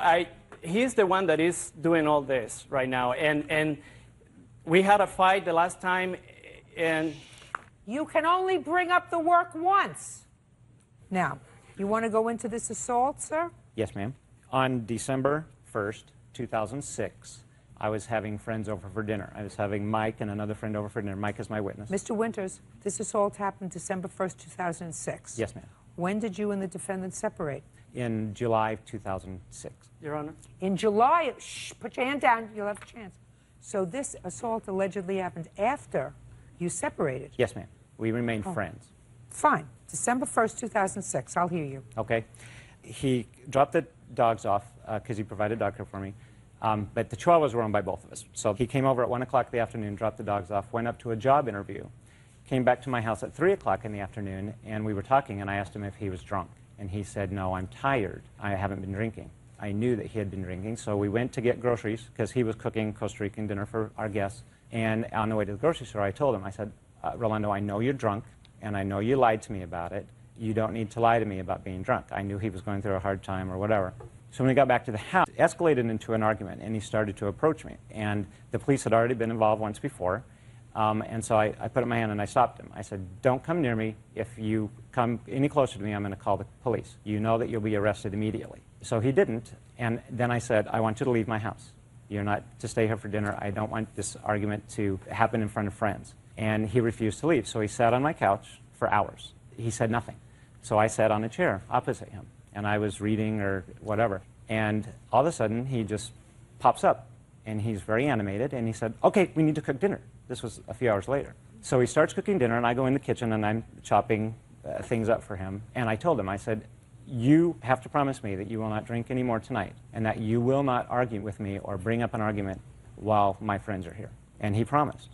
So Mike and my other friend came to the house, and Rolando was very animated. He was a very gracious host. His dinner was delicious, and we had a really nice dinner. Well, after dinner, we were playing a game called Shut the Box, and it requires each player to have 10 $1 bills. I knew Rolando did not have that money, so I offered to give him 10 $1 bills earlier, and that's one thing that caused an argument earlier because of the money issue. So we were in the front room, and he would come in and out, and he was very pensive, and he would sit and watch us, and then he would disappear. The game becomes very, very rambunctious. We were screaming and yelling and having a good time and laughing. And we were also drinking cocktails. And the next thing we know, Rolando showed up in the living room wearing nothing but my bathrobe. He had gone into my bedroom and taken off all his clothes, and he had his underwear and my bathrobe on. And he came in immediately, started verbally attacking me, and Mike and I watched him, and we didn't comment. We said nothing. My other friend is a person that I also used to date, and so Rolando started to argue with him, and my other friend started to defend me. After a while of hearing Mr. Conejo just scream and yell, the three of us went into the kitchen to get away from him. And so... And left him? Yes, ma'am, in the living room. He followed us into the kitchen. He picked up a glass of water, and he went to throw the water on me, but he hit my other friend, who's not here today. And then before I knew it, he was just hitting me in the face. And I have pictures of my face I'd like to see to show. I also have a letter from the Victims Resource Center from Salt Lake City. So Mike and my other friend grabbed Mr. Conejo and held him down, but he wouldn't stop fighting. There was blood all over my kitchen. I went into the bathroom to see what my face looked like because I'm a flight attendant. They won't allow me to fly when my face is cut up. And it came to a point, Rolando would not stop. He just would not stop. And so my friend picked him up physically and threw him off my front porch. He landed in a pile in the snow. And my friend wasn't even sure if he was hurt because he landed on a sidewalk in the snow. He was wearing his bathrobe at the time? He was wearing my bathrobe at the time. And so a few minutes later, Mr. Conejo once again jumped up and took off. And that's why I didn't call the police. Okay, Mr. Conejo, let me hear what happened on December the 1st, if you remember. First of all, I want to mention that we were still in a relationship. Wonderful. What happened on December 1st? On December 1st, Tell me how he got all cut up. On December 1st, he called me and said, Rolando, come over. I want to invite you to have some cocktails to drink. And I went over to drink with him. And then he's like, we can invite some people over to play games. And that was Mike and his other friend. And Alan and me and his other friend, we were drinking. I had been in this relationship for 2 years. It was very dysfunctional. Alan would come from flying, and he I want to hear about December 1st. Well, we were drinking, and Alan punched me on the face because I told their friends that I had to put this facade pretending that we were in this good relationship. So he punched me in the face because I said that, and then he started attacking me, and we got in this fight. His friend... May I see the photographs of your face, please? I don't have a photograph, but he punched you? He punched me first. Then did you... I'd like to see the police report. I don't have one, but this is a pattern that Alan has. I don't want to hear pattern. I want to hear the police report. In May, we had a fight. I don't want to hear May. I want to hear December. I don't have a report on that. Where did you go after you ran away? I didn't run away. He kicked me out of the house. Where did you go? I went to John, that is my witness. John, stand up. John, you have a last name? Crapo. Mr. Crapo, you remember December 1st? I do. I'd like you to describe the defendant's condition when he came to your house. First, how did he get there? He said he walked. It's about 3 blocks away. Then what was he wearing? A bathrobe. And how did he appear to you? Very distraught. He was crying. He was bleeding. Listen to me. Was he drunk? Yes. That's it. Okay. You have a drinking problem, sir? You have an alcohol problem. You know, I've been in the business for a long time. I can tell alcohol problem from a mile away. You have to stop drinking. He may be able to handle it. You can't. You have to stop drinking. Are you living with this gentleman now? I am. You know he has to have help in order to get rid of this problem. Unless you have a problem, too. I don't know if you have a problem, too. But he has a problem. I understand what you're saying. Have you suggested to him that he get some help for his drinking? No. Why not? I'm not sure it's to that point. It's that point. He needs help for his drinking. He may be a functioning alcoholic, but he needs help for his drinking. As does Alan, I believe. Not the same way. Okay. Judgment for the plaintiff in the amount of $5,000. That's all. Thank you, Bodies are excused. You may step out. 25-year-old Rayanne Fisher is suing her ex-boyfriend, Brandon Wolf, for writing a bad check on a shared bank account. Miss Fisher, this young man used to be your boyfriend, and you actually lived together. You made the mistake, because you didn't listen to Mother, of opening up a joint bank account with him while you were living together. And after you broke up, he wrote out a check. There was no money in the account, but there was evidently one of those privileges that allows you to write checks even though you don't have money in the account, and you were forced to pay the check because there was no money in the account. And you wanted to pay the money back, plus whatever fees were charged to you.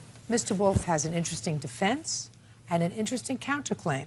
First, let's discover, when you broke up, date? The date was July 11th of 06. And when did you write out this check? I don't actually have the actual date of it. But I'm sure you do. Yes, I do. July 16th of 06. After the bloom was off the rose, right? And at the time, Mr. Wolf, were you aware of the fact that there was no money in the account? Yes, I was. So tell me why you did that, sir. I First, tell me why you did it. Then tell me why you don't think you're responsible to pay her back the money for it. And then we'll get to your counterclaim. Okay. I set up with the finance company to where it was a post-dated check. For what? For a down payment on my Jeep. So you gave the finance company a post-dated check. Yes. And? And I had plans on putting the money in the account within the 2 weeks of my next paycheck. Yes. By that time, she had already paid this off. Well, they had to have deposited the check. What do you mean, Mr. Wolf? I want you to try to clear out the fuzzies in your brain. Now, if you had put the money in the account before they cashed the check, there would be no problem. She wouldn't have known anything, right? So you didn't put the money in the account. No. Or the finance company cashed the check before they were supposed to. Correct. Well, which one is it? I gave you two choices. They can't be both correct. They actually cashed the check before the post date. Well, so the bank probably shouldn't have done that, right? Right. But you had the money. Right. It was a misunderstanding. Fine. So why didn't you give Miss Fisher back the money? Since you had the money, let me give it to you this way. You had the money. That's what you told me. Right. You were going to put it in the bank. Correct. Your finance company, for your truck, deposited the check early. That's what you're telling me. Correct. But you had the money. What's your first name? Rayanne. Say to Rayanne, Rayanne, I'm sorry, this was all a misunderstanding. I have the money. I'm going to give you back whole. Why didn't you give her back the money? Well, what happened is on my Jeep, I ended up getting it repoed from me. What month? It was August, I think. So we're talking about now in July. July, you had the money Right. to pay the down payment, so why didn't you just give it to Rayanne, who paid the overdraft protection on the truck? I never asked her to pay it. Who cares? You had it. Why didn't you take care of it? I didn't feel I had to. Standing here today, do I change your mind, sir? No. Well, then you're an idiot. You the girlfriend? I'm the fiance. Fiance. I think twice about making babies with him. Listen, your debt, your problem. You had the money. Right. I also don't believe that a finance company takes a post-dated check and allows you to take a car. That is a lot of who shot John. So, now that I've already determined that you owe her the money, how much money does he owe you? $592.90. $592.92. That's what you owe her. Now I am prepared, sir, to listen to your counterclaim. What happened is I was in the hospital for a week, and one of my payments fell through on my Jeep. Another payment fell through. Yes. Like an accident looking to happen. They sent a tow truck to her house. To whose house? Rand's house. Why would they think it's at her house? Because it was registered under the address. So the tow truck came to the house and said, where's the truck? Go ahead. She brought the tow truck over to my sister's house, had it towed, sat No, in... no. She didn't have anything towed. Oh. She brought the tow truck over to my sister's They house. said, where is this car?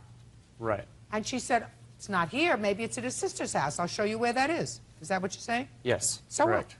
She sat in the parking lot also, took pictures, sent them to me on my phone, and also put them up on her MySpace page. So what? So what? I didn't feel that was right. Maybe she would have felt more kindly if she wasn't out $600 for your truck while you're fooling around with your new fiancé. Do you understand?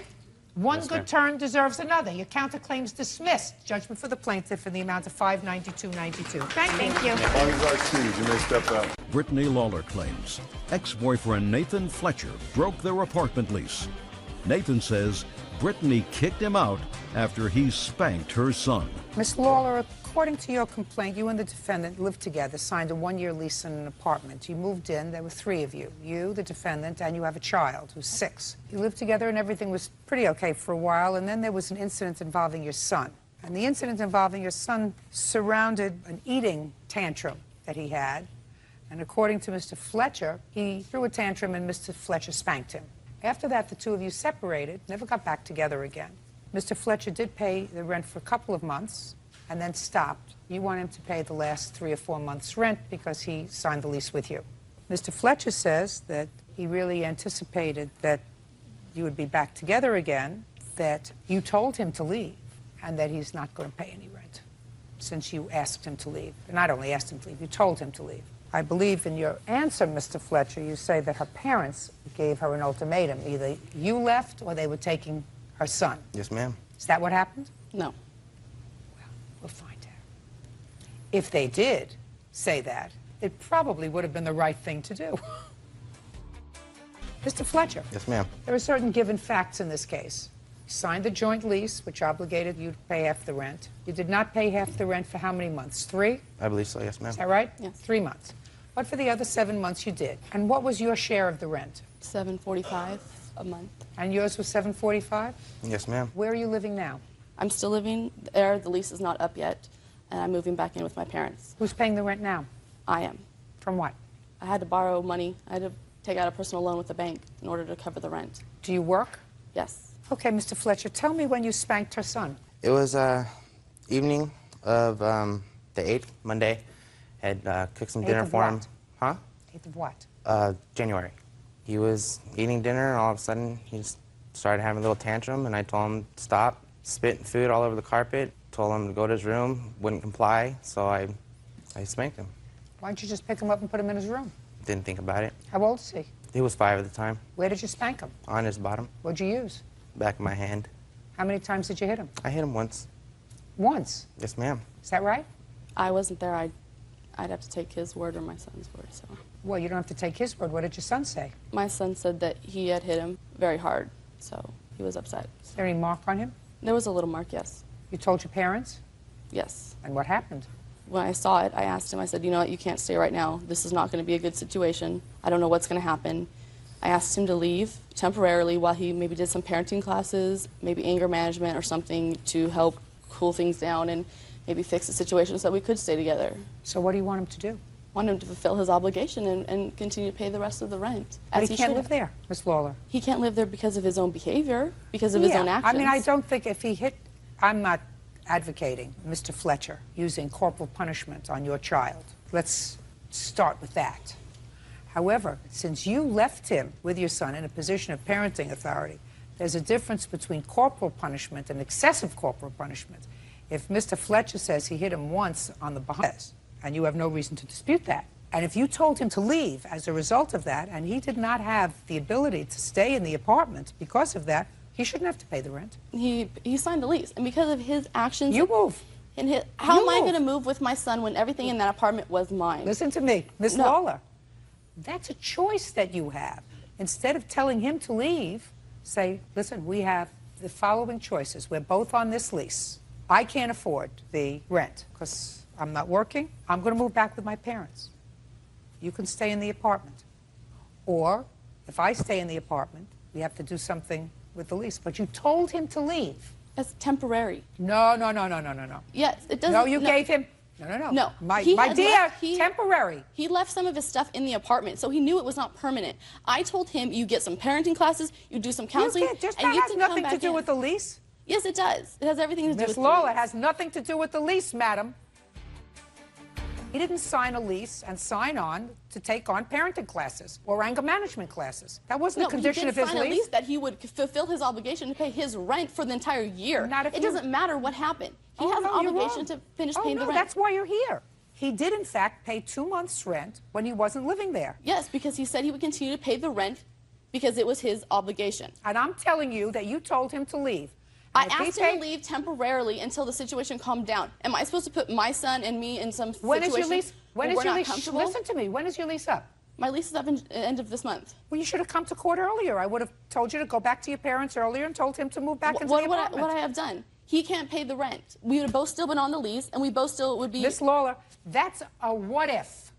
And what I'm telling you is the lease is up in 20 days. Instead of waiting 20 days, you should have sued him before. You should have gone in the first month that he said, I'm not paying any more rent. I couldn't, because I have to go back every month.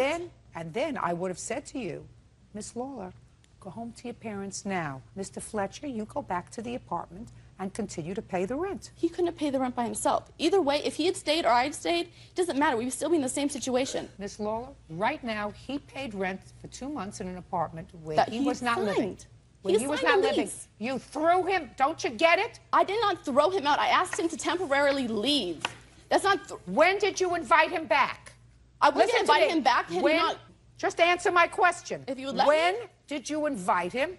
You said, I asked him to leave temporarily. When did you invite him back? On what date? I told him he could come back when he took some counseling. He and would calm doesn't down. have to do that, Well, madam. then he doesn't have to continue the relationship with me. That was the circumstances. He knew that when he moved out, that he needed to get some help to continue the relationship so that he could move back in. It was think he not needed just any the help. spanking of my son that started this. He has been unstable and yelling, screaming, accusing me of cheating. Every other week, That's he a would just... whole other...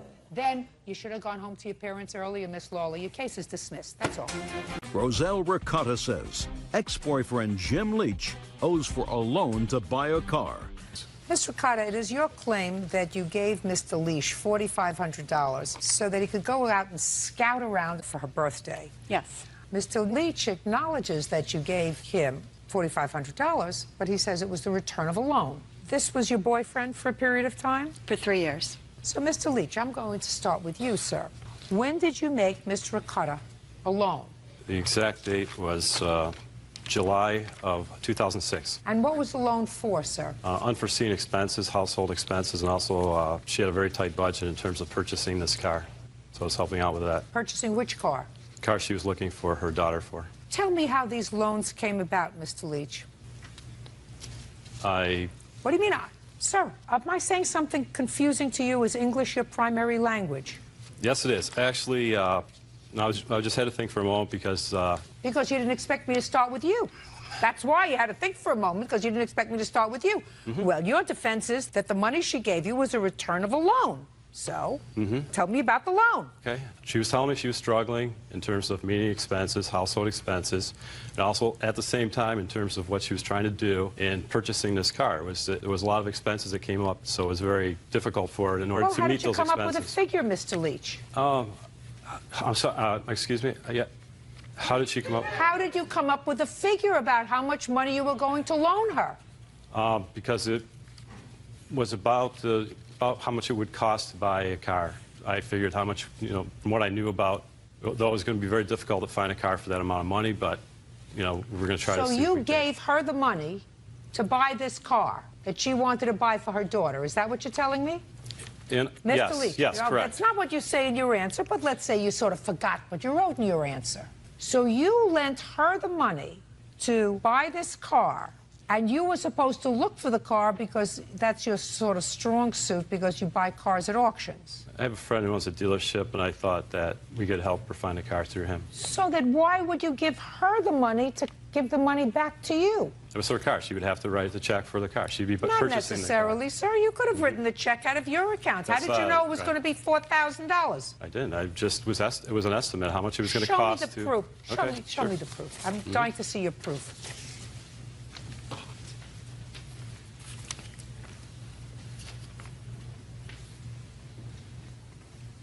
Show me your bank statement, sir. I don't have a bank statement with me. I have a canceled check showing the amount of money withdrawn. Where's your bank statement showing that this money came out of your account? I don't. It's a copy of the canceled check, the front and the back. Show me the bank I don't have statement. a- You I were don't- supposed to bring bank statements, sir. Sorry, I don't have a bank statement with me. That's too bad. You have a bank statement to show me? Yes. Give that back to him, please. Thank you very much. This transaction, which she's speaking of, in May of 2006, because he does have an auction, and I'm a single mother, and he knew I was struggling. He did not want me to take a part-time job, so he offered to help me with my finances, that we go in on a car together at auction, and we did. I put $4,000 in, he put $2,000. He did all the legwork. He went to auction. He sold the car, and for me loaning him the money, I made a $200 profit, which was good for me, worked for him, and I do have all the statements for that transaction. The canceled checks he's showing you is the payment of the $4,000 I originally gave him in May. So that was a totally separate transaction. And I do have bank statements showing it came out of my account. Show me the money that you gave him. Okay. I'm talking about the money for your daughter's car. Oh, okay. As far as I'm concerned, Mr. Leach has been totally unsuccessful in persuading me that he made a loan to you. Okay, that's what you have right there is for the transaction in October. And you can see there's a cancel money order that went into his bank account that did my bank. Mm-hmm. That was in October. Correct. Does this look familiar to you, sir? This is a bank statement. I know what a bank statement looks like. Let me ask you, can I ask you a question? Can you ask me a question? Yes, can I? I don't know answers. All I know is proof. I Mhm. know what proof is. Okay, Proof a is canceled when check money- is not enough evidence to support. Sir, anybody can prepare a copy of a canceled check. Okay, what about the checks I wrote to her with? Show me the showing- checks. You have a copies of, with her name, with her endorsement. These are copies, Mm-hmm. sir. I'm Right. looking for a bank statement showing me that money actually came out of an account. Can you ask her if she? No. Oh, okay. I think you're a hustler. She gave you this for $4,500? Money went into your account, $4,500. Mm-hmm. What did you do with the Before money? that money came out of my account, and I think she will admit that that I wrote those checks to her. She endorsed it. Yeah, she just explained to me that there was some Okay. sort of an arrangement with a second car. Did you I buy do another have a- car at auction? Yeah, there's another and I have, and she's made that claim before, and I actually have evidence to support otherwise that's not true what she's telling you. Show me. Okay.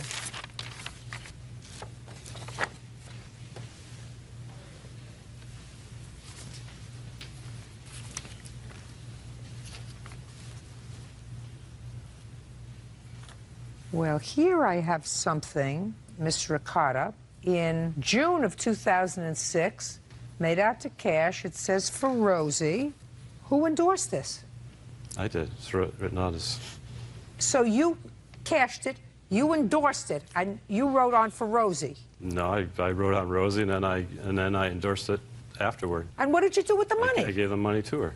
Did he give you money in June? No. In fact, I have a bank account statement of the first transaction that I took out $4,000 in May, and that he paid me back the $4,000 with those checks that you see a copy of. Okay. So you gave him the $4,500 when? October 4th, 2006. Well, My it was daughter. coming up to an anniversary. Would you mind telling me what took you so long? I originally started suing him in December. At the end of December, I took him to a small claims court. And what happened? He did not show up. He claimed he did not receive the notice. So he obtained an attorney. He had the attorney file to set a new court date.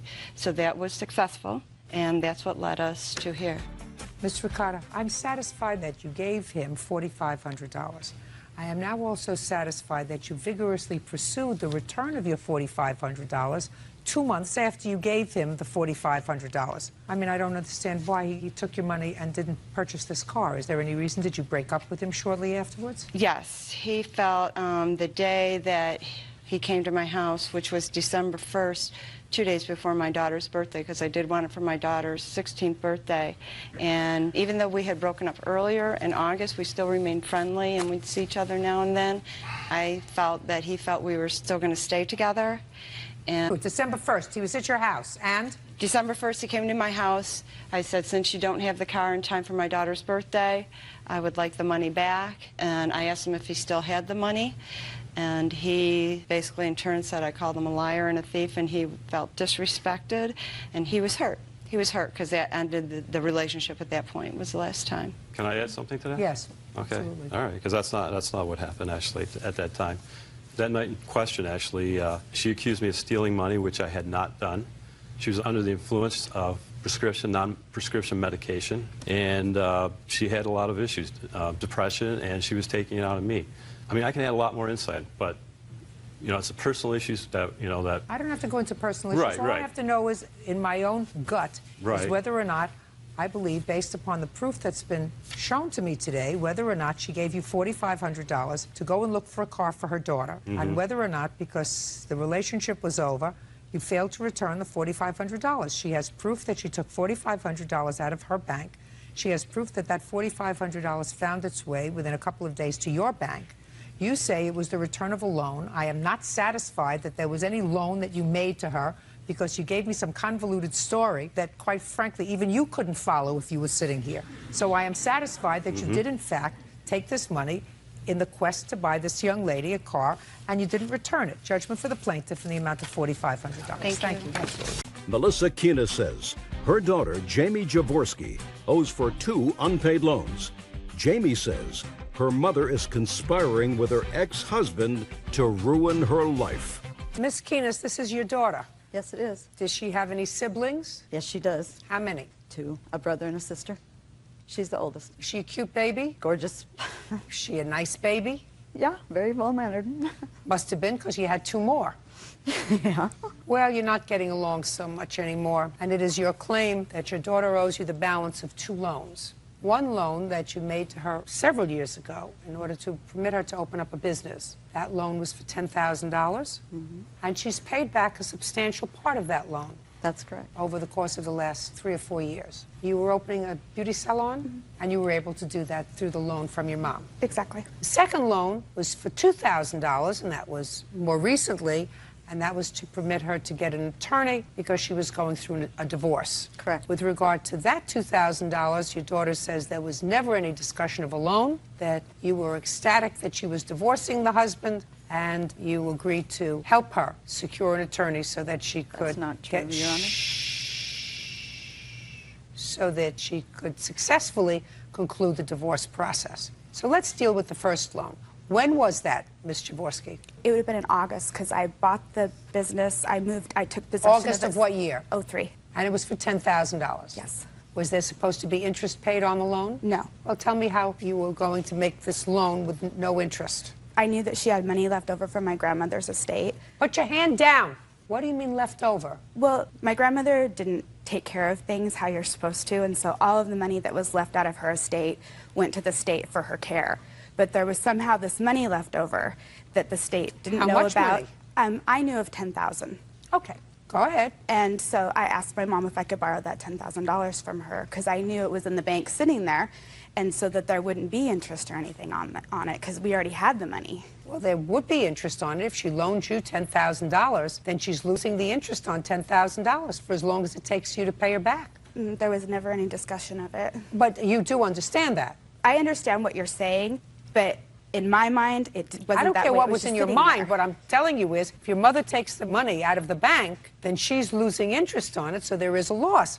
I also don't understand why she should make this loan to you without interest when you have a brother and a sister. Why would she just let you have it all yourself? Because it was just going to be a loan. It was going to be paid back. In what period of time? There was no set period of time. Because when you open a business, you never know. Most businesses fail in the first 5 years. And Well, so, what happens if your business failed? You mean you weren't going to pay her back the money? Well, no, I never intended not to pay her back the money. But you just said most businesses fail within the first few years. What happens if your business failed? Well, if my business failed, I would still have to pay her, but it was just to help me out. It was my mom helping me out. It was family helping family out. But she didn't take that money out of the bank. At the last minute, she had decided that she was going to pull it off of a credit card because she was nervous about the state finding out that she still had that money. You mean she didn't think that they would find out about it if she kept it in the bank? Go ahead. Keep going. Keep going. I'm listening to the story. So she wanted to take it off of her credit card rather than take it out of the bank because she was afraid that the state would find out. Well, she was worried that Go they ahead. would find out and then she wouldn't have the money sitting there. Keep going. No, that's really what happened. Keep going. And so at the last minute, she decided to pull it with zero interest. And either way, it wouldn't matter. There was Zero no interest for how long? Forever? I don't know. What do you mean you don't know? You're in business. You don't have zero interest forever, maybe for a year or two, but not forever. I never saw any of the credit card information. I have no idea, to tell you the truth. Well, let's understand this. You knew at the time that you accepted this loan that it was coming off of a credit card. Is that right, Ms. Jaworski? At the last minute, yes. I don't care if it's the last minute or the last second. You always could say no. I know, but I'd already given Listen to me. You always could say no. Mm-hmm. And then if I had... Who cares what happens if you had? If you had, you go to work in somebody else's beauty parlor. Now, there was zero interest. And as a business person, you know that zero interest isn't forever. It's for a fixed period of time, which was for how long? 2 years. That brings us up to 2005. As of August 2005, how much money did you give her? I haven't split it out. These are just the statements that I have until then. Well, I didn't Lisa, add that up. I don't do that. Math wasn't my strong suit. Me either. You either? Then you No. shouldn't be in business. But if you didn't pay her back in the 2-year period of time when there was zero interest on the credit card, you owe her whatever the interest is. End of discussion. Now, how much is on the credit card? On the credit Not with the $2,000 for the lawyer? I'm not dealing with that yet. Well, it was all on one credit card, and the balance due on it when she stopped making the payment was $4,995. Show me. Ma'am, before you roll, can I say something else? Well, this is not the last one. That's after I've made a payment, but Can I see that bird, please? I've made like the last 6 or 7 payments on it. Now, you wanted to say something, Ms. Jaworski? I do, because the interest situation. She had said when we put it on that credit card that if the interest came due, that she would either take the money out of the estate and put it back on there. So I would never, the agreement was never any interest. It really wasn't. Listen to me. You knew at the time she was taking out an interest-free loan for 2 years in order to cover this loan that she was making for you. You had 2 years to pay her back. You didn't. Then interest develops, and whether she takes the money out of the bank and loses interest, you still have to pay. Now tell me about the $2,000 for the lawyer. When we were going through the divorce, or when Chris... When was that? That would have been in 2000, I believe, 5. Now, by 2005, we were starting to get some interest on this loan. Okay. Keep going. Okay, well, so then we're going through our divorce, and I didn't have the money to retain a lawyer. At first, we were just going to do it ourselves. And I was telling her that he was going to try to get custody of the children from me, and that I needed to retain a lawyer. And what I don't understand is she hated... Just don't tell me anything other than what happened. Not what you don't understand, not what you do understand. I'm interested in what you understood. Tell me what happened. Now, you were crying to your mother that your ex-husband was going to try to get custody of the children, and you couldn't afford a lawyer. You didn't have any money. Basically. And Right. she said not to worry And? about it, that she would take care of it. And she sent me 2 checks. From where? From her credit card. And? And she wasn't worried about me paying her back. I didn't know how I was going to end up financially after the divorce. How did you end up financially after the divorce? I ended up giving him basically everything. I got $20,000 equity out of the house, of which I gave her a check for $4,000. You did give her a big check. Mm-hmm. So if you got $20,000 from the sale of the house, why didn't you pay her back everything that you owed her? Because I was buying another house, and I was trying to have a little nest egg in case when you're employed by yourself, it's always good to have a little money back up. Well, but if the only nest egg your mother had was the $10,000 she had of your grandmother's money, why should you have a nest egg and not her?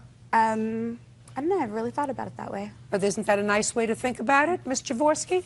I mean, how old are you? I'm 37. And how old is your mother? My mom must be 57. Yesterday. So if somebody has to sort of struggle to put together a nest egg, isn't it easier for you, who's starting a new business, to put together a nest egg than your mother, who's 57? Especially since you spent the money. So it's real nice of you to want to have a nest egg all by yourself. But if what you're suggesting is that your mother said, well, if you don't pay the note back in the 2 years, that it's interest-free, you'll take the money out of your nest egg. No, that wasn't the way it is. I think. Well, you're that's what you just told me. But I'm just following what you told me. I think you're misinterpreting it. No, that's what you told me. No, it's not. Does that sound what you just told me? Sounds like what she told you. That she would take the money out of her nest egg and pay off the credit card and wait for you to finish putting your nest egg together so you would pay her. Duh. If you have a business and you don't have operating capital and you don't have money to buy and bring things in and out, you can't run a business. And so that's what I used the other part of that money for. Was That's my not what you my just cash told me. flow. It is. I had it. No, in a that's little, not what you just told me. I had it set aside so if something happened with You the business just- that I could keep it going. That's your nest egg. Well, I had to because if You owe I your lose, mother if I- $4,000. If I lose the shop, You owe your mother $4,000. And I gather that the reason she's here is because you stopped paying her, according to your mother, because you had an estranged relationship for a while. Why, I don't know. because she's seeing my ex-husband. Well, that's what you say. That's what you say. That's not true. I'm seeing my grandchildren. That's in her what you say. ex-husband's house. I think that makes it very convenient for you, Ms. Jaworski, I think- because she wasn't seeing her grandchildren, and she wrote a letter, according to her, Correct. to her grandson when he was at his father's house, and his father called her and said, if you want to see the boys, you can see them, and she's been seeing them at your ex-husband's house, which ticked you off. So you stopped paying the loan. Judgment for the plaintiff in the amount of $4,000. Thank you very That's all. much. Stacy Crawford says her boyfriend's friend, Scott Endicott, threw gasoline onto a campfire, causing her to be severely burned. Scott claims Stacy is partly to blame. Ms. Crawford, it's your claim that Mr. Endicott is responsible for you being severely burned. You want him to pay your medical bills that weren't covered by insurance, and in addition, a sum for the pain and suffering that you endured as a result of these burns. Mr. Endicott says that you were burned as a result of your own drunkenness. So tell me when this happened.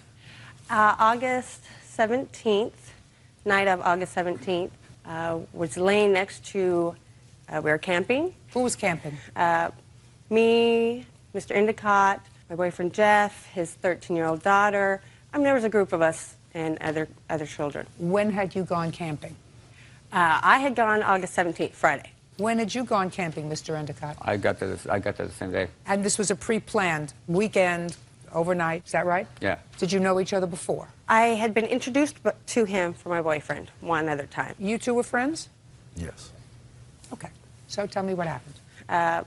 The day was great. We were four-wheeling in the sand. The night started rolling on. Everybody was settling down by the campfire. There was some drinking, and I was only there for the night, so I didn't have a camping chair, so I laid down near the fire to feel the warmth and everything, and then all of a sudden, I went up in flames. Did you witness what happened? Yes. Stand up, sir. Tell me your name. Jeffrey Ablin. Tell me what you observed on the 17th. Miss Crawford had fallen asleep around the fire. Yes, we were. Were you on a blanket? No, I wasn't sleeping. I was just laying there. We were just, everybody was around the fire. How many people were around the fire? I would say approximately there had to have been a good 10 people. Did you know most of them? Yes, I knew all of them. Who had made the fire? All of us together, all the guys went out to the, out onto the beach, and we towed back driftwood. When you say all the guys, how many guys were there? I would say there's probably a good 5 or 6 of us that went out there and gathered wood. Including Mr. Endicott? Yes. Yeah. And how long had the fire been burning? I would say it'd probably been going about 6 hours at least. So it was late at night? Yes, it was approximately about midnight, I would say, roughly. Yeah, but the driftwood that we put on there that's in neglect, can tell you, is that it was You're wet. going to have your turn. Go ahead, sir. So we were all just hanging out by the fire talking, and I didn't actually see Scott throw the gas on the fire, but what I seen was a huge flame and her burst into flames. After you burst into flames, what happened? I started rolling. Jeff and a couple of the other guys all kind of jumped on me, pounced out the fire, threw sand on me. They all picked me up at that point, took me to the hospital there in town, the ER. At that point, I was in shock. My skin was sloughing off my legs. I have pictures of that. I don't recall a whole lot after the next 24 hours. When did you speak to Mr. Endicott? I actually didn't speak to Mr. Endicott until Wednesday. He came over to my parents' house. And what day of the week was this? That's Friday night. So Wednesday you spoke to Mr. Endicott, and did he call you? No. You called him? No. We were going through Jeff at that point. You spoke to him? Yes. So tell me about the conversation. Did you call him or did he call you? I seen him face to face. And tell me about the conversation. I had asked him if he was going to go to the hospital and see her because she was burned. And he told me he didn't think it was his fault, so that he wasn't going to go there. He was going home. Did he offer an explanation to you? Yes, he was throwing fire. He was throwing fuel on the fire to get it going better. And Is that what he did said not to you? see her. Yes. Is that what you said to him? Yes. Now you can sit down. Now I'll see the pictures.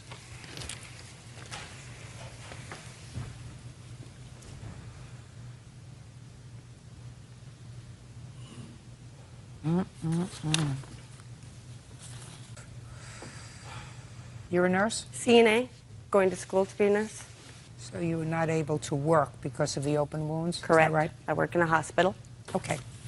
All right, Mr. Endicott, you certainly have seen these photographs? Nope.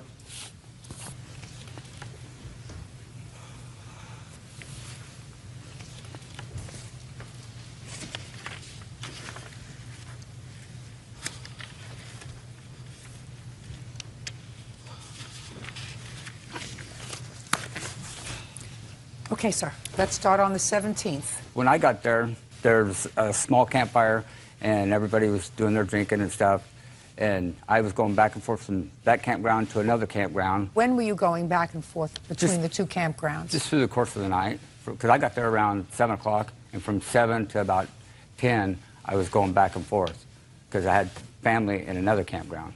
And around 10 o'clock, I came back out there, and that's when everybody decided I decided to stay out there. At 10 o'clock? Yeah, around 10 o'clock, I believe. And me and Jeff and some other people went out and got some more firewood, and we brought it back, and the firewood was damp, and so we had it all stacked up on there. And through the course of the evening, the fire hadn't really started on the wood, and another friend asked if we could pour some gas on the fire. And when I went and got the can, another friend was going to pour it out of a cup, and I just told him I'd pour it out of a can. And so somebody was going to pour it out of a cup? Yeah. What would be the reason for pouring it out of a cup instead of using a can? I don't know. Well, try to think. That's just the way he wanted to do it. Would it? No difference. Don't pick your hand up. I don't need anything from you yet. I mean, there wouldn't be any difference from pouring it out of a cup out of a can. I mean, the results probably would have been the same. No, what I'm saying to you is if you're using a cup, I'm not a campfire girl myself. You may not have known that. But those people who know me know I believe in sleeping in a bed with running plumbing. So, but it would just seem to me that if you used a cup to pour liquid as, you could sort of gauge how much you were actually using, as opposed to using a can where you just go. Out of the can, it came out of a can out of a hole that big. I understand that, sir. So you decided to use the can? Yeah. Okay, and then what did you do? When I was walking over to pour the gas on the fire, everybody that was awakened by the fire all moved away from the fire. So I thought it was safe to pour gas on the fire. She was on the other side of the fire, and the wood was stacked up pretty high, wearing dark clothes, and nobody could see her. No, not nobody. I couldn't see her. So whose fault is that? I think it's both of our fault, because... Don't tell me why you think it's both of your faults. Let us say that I believe you when you say she was, because I read your answer, that she was probably sleeping because she had had too much to drink. Let's say I buy that 100%. Explain to me why that's not your fault. It is my fault for her getting burnt, but I don't feel financially responsible for it. Well, why, if it's your fault for her getting burned, why aren't you financially responsible, Mr. Endicott? Why isn't she responsible for her own actions? What are her actions that caused her to get burnt? Being inebriated. Yeah. So were you. So was everybody else that was there. They had been drinking all night. You had been drinking in between two campgrounds. You were all drinking. How does the fact that she was drinking, sleeping, make it her fault? Don't you get that? It's your fault. Let me give you an example, Mr. Endicott, of the lunacy of your position. Okay, sir? Pay careful attention to me. Let's say you're drunk and you get behind the wheel of a car, just like you pick up a can of gas while you're drunk, and you're driving along and you hit somebody who is sitting in their car in a no parking zone. They're sitting in their car, not moving. You're drunk in your car. You plow right into them. You think it's an argument in your defense that they're sitting in a no parking zone? Not in that situation, but what if she... Of course not. What if she... Of course not, because the fact, sir, that they are sitting in a no parking zone has absolutely nothing to do with the fact that you recklessly got behind the wheel of a car while drunk and drove that car into the parked car. Similarly, Mr. Endicott, the fact that you did not secure the area by walking around the perimeter of the fire to make sure nobody was there before you poured gasoline on it is your fault. Not her fault that the wood was piled too high so that you couldn't see over it, or it was dark, or that she chose to wear dark clothing when she was sleeping at the fire so you couldn't see her. If you had walked around the fire, you would have seen her, right? Yeah. You didn't. Whose fault is that? I guess it's mine. Now we're getting closer to it. If it's your fault that she got burned because you were negligent and careless, you're responsible. Do you understand that? Just say yes, ma'am. Perfect. Judgment for the plaintiff in the amount of $5,000. That's all. Step out. Crystal Anderson says former roommate Dr. Leonardo Rodriguez owes for the return of her security deposit. Leonardo is countersuing for the return of a computer modem. Have a seat. Miss Anderson, you rented a room from the defendant in his house? In a house, yes. In a house. Do you live in the house also, sir? Yes, I do. And the intention was for you to live there for a year, although you did not have a written lease? Correct. It was your understanding that there was some sort of internet capacity in the house because you worked from the house? Correct. Did you have a discussion with the defendant about that? About it before I moved in or it Yes, not working? before. Yes. In any event, you moved in and you found out that you could not work from the house because there was no, I don't know, Zoom, internet, whatever it is. I don't do that machine. And you told him you were going to be moving out. After it did You not want work. your security deposit back. The defendant says that you broke the lease that you had with him because he was supposed to stay there for a year, even though you did not have a written lease. And even though he rented your apartment or your room, he doesn't have an obligation to return your security deposit. In addition, he says that you took a piece of property that belonged to the house, some sort of a modem. So let's get to his counterclaim to begin with. Do you have his modem? No. Did you take his modem? No. What makes you think she took your modem? Well, I have a photograph of the modem in the house under her desk at the time that she moved out, and it's gone along with the other property. So I can only assume that she has it along with the other things that were in the room. Is it possible you have his modem somewhere? I did look. I don't have it. But I can also tell you that the desk that it was behind, I didn't remove from the room. Who did? The roommate that moved in. He had to disassemble it.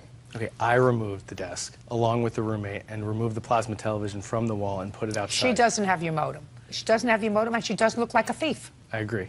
Good. So we've taken care of your counterclaim. Well, she doesn't have well, it. not quite. I don't know if she has it. I don't She think says she doesn't have it, and you have no proof that she took it. I have proof that it was under her desk at the time that she moved out, and now it's nowhere to be found. Well, Warner? you have a new roommate in there. Right. Maybe the new roommate took it when you were disassembling it. We've gone through the entire room. We've Just looked a second. for it. I didn't say that you haven't gone through the entire room. Maybe he took it. Maybe he's the thief.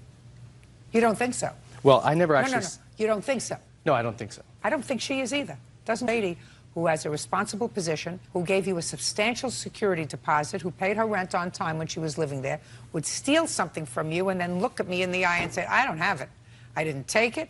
I don't have it. I mean, you say that she's a responsible person. I don't necessarily think that's true. I mean, who agrees to a one-year lease and then leaves 4 months after it? I'm going to tell you somebody, sir. She. And now she's going to tell me why she left. You gave him a security deposit in the amount of $2,500? The security deposit was just $1,250. Okay. It was in addition and to it's personal clear, rent. Mr. Rodriguez, because there's no allegation that she left the room in other than reasonable conditions. So the only Absolutely. reason you're not returning her security deposit is because she breached the lease. Correct. Okay. When did you move in? August 10th. Did you pay August's rent? Yes. Is that correct? That's correct. Did you pay September's rent? Yes. Is that correct? That's correct. What about October? Paid the rent in full. And November? Paid the rent in full. Is that correct? Correct. And when did you tell the defendant that you were leaving? In the middle of October. Did you tell him why? Yes. What did you tell him? I told him that the internet continued to have problems and would continually break down, and therefore I would spend numerous hours continuing to try to make it work, try to connect it, and if it didn't, I'd have to call Time Warner. And what did he say? He said that he didn't realize that it was that big of an inconvenience, that he would have done more about it if he'd known that it was going to make me move out of the house. The first time that I had heard that it was a problem was at the point that she was moving out. I had no idea when she moved in that she was planning to run her business or her part of her business out of the room. Did she tell you that she needed internet connection, sir? Absolutely. And what did you tell her about That it? there's internet connection that we all use. All 4 other people that live in the house are still to this day using an internet connection. However, it doesn't run at the speed that she needs to run her business. I never knew that she needed a specific speed to be run. Is it slow running? It runs average. It runs normal for me. It would break down in my part of the room. It was split. The last time Time Warner had come to the house, they had spliced it so many times, according to what they say, that they Don't would tell me what they said to you. But you told him in mid-October, and you moved out in December. December 1st. When did the new roommate move in? December 6th. The new roommate's name is? Lee, How much was your rent each month? $1,250. And what is Lee's rent? $1,250. Did he pay December's rent? Not in full. In what amount did he not pay? He paid minus 5 days of rent. I'm not sure the exact dollar amount. Okay. Did you have all your property out by December 1st? Minus a plasma TV and a desk. So you did not have all your property out by December 1st? Correct. When was all of your property out? I know for sure it was all out as of the 4th. So you overstayed your stay by 4 days? Yes. Okay. You cannot profit, sir, from a situation that was handled totally appropriately. She did not damage the property. She gave you notice. She absolutely did damage the property, Your Honor. I have proof that she damaged the property. Oh, well, you didn't say that. Wait a second. Hold on a second. I want to see if you said that in your answer. Did you? Would you please show this to Mr. Rodriguez? That's his sworn answer. Would you please have him point out in his answer where he says that he's not returning her security deposit because she damaged the property? I asked her to remove the trash, but she never did. I had to hire a repairman to clean out the trash, repair the walls, and change the locks. Repair what walls, sir? So the plasma television that she says that she moved out, or that I took down myself and put outside, left behind a number of large holes in the wall. Show me your bill for fixing the holes in the wall. This is the bill for fixing the holes in the wall. Okay. This is the estimate that it would have cost to remove all of those things and put them outside. No. All I want is fixing the holes in the wall. Your Honor, if I was... Why did you change the locks? Well, I didn't know Crystal before she moved in, and I... Sir, you want to change the locks, change the locks. That's what you do as a landlord. But, Your Honor, if I was in the business of being a landlord and... Listen to me, sir. I want to see a picture of the wall, and I want to see a bill for spackling the hole in the wall. Period. Okay. Your Honor, we had a one-year lease agreement. You did not have a one-year lease, sir. One-year lease has to be in writing. There's Otherwise, it's a month-to-month. She gave you a month's notice. She gave you more than a month's notice. Your Honor, we had a verbal lease agreement. No, you have a lease agreement, sir, when it's in writing if it's for a year or more. Other than that, you have a month-to-month tenancy. And if you want something more than that, and if you want to lay out your rights and responsibilities, go get a form lease and sign it, and then you have a lease for a year or more. Do you understand? The only reason I am charging her the extra days is because she actually had property in your house. And if she actually has property, even if it's in the hall, that means she's still a tenant. So she didn't vacate December 1st. She actually kept property there for at least 4 days. I'm giving you the benefit of the doubt for the 5th day because that's when you moved the new roommate in. So I am deducting $200. Your Honor, the lease that you say is month-to-month. If I was interested in a beach rental for month-to-month, I would have charged much more than $1,250 a month. Do whatever you want to do. You want to lease your place for a year or more, get a written lease that outlines everybody's responsibility. Other than that, you have a month-to-month tenancy. Most jurisdictions that I know. Now, it may be different from where you are, but any contract that has a duration for a year or more is supposed to be in writing. And if you choose not to do that, you do so at your own peril, sir. And you cannot profit from it. You didn't lose any money. You rented the room and took an additional security deposit. You didn't lose a month's rent. Ms. Anderson did absolutely the appropriate thing. She let you know in October that she was vacating in December, so she gave you more than 30 days to find a new roommate. You did, in fact, find a new tenant who paid you the exact same amount of money that she did, and I'm deleting from her request the amount that covers the 5 days that your tenant didn't pay for the month of December, giving you more than she's actually liable for because she's not liable for more than 30 days. But she kept stuff there, so she is, in fact, responsible for at least part of it. So you owe her $950. I am taking off $200 for the overstay because you lived there past December 1st, and I'm taking off $100 to plaster the wall. Okay. By the way, where did the new tenant put his TV? He doesn't have a hanging television. $950. Judgment for the plaintiff. Thank you. That's all. Krista Llewellyn is suing her stepfather, Ernest Flowers, for money loaned and the cost of a computer. Ernest says that Krista breached their contract. Miss Llewellyn, this is your stepfather. Yes, ma'am. It is your claim that you made a couple of loans to your stepfather. Correct. One of them was to purchase a computer that he was supposed to pay off within a year. Correct. According to you. And the second loan was for what? For a $600 post-dated check that he had, and he got into an accident, and they fell kind of behind on their bills. So he asked me to borrow the money, and I said sure, as long as he paid me back, because he had borrowed money before. And that was $600? Yes, ma'am. And how much is owed on the computer? $671. Mr. Flowers, why in the world would you borrow money from your child? First off, for the laptop, she had and her husband had an account with Dell, and it was purchased on that account because I could not get credit through Dell. I explained to her that I would make the payments faithfully, which I have. Show me.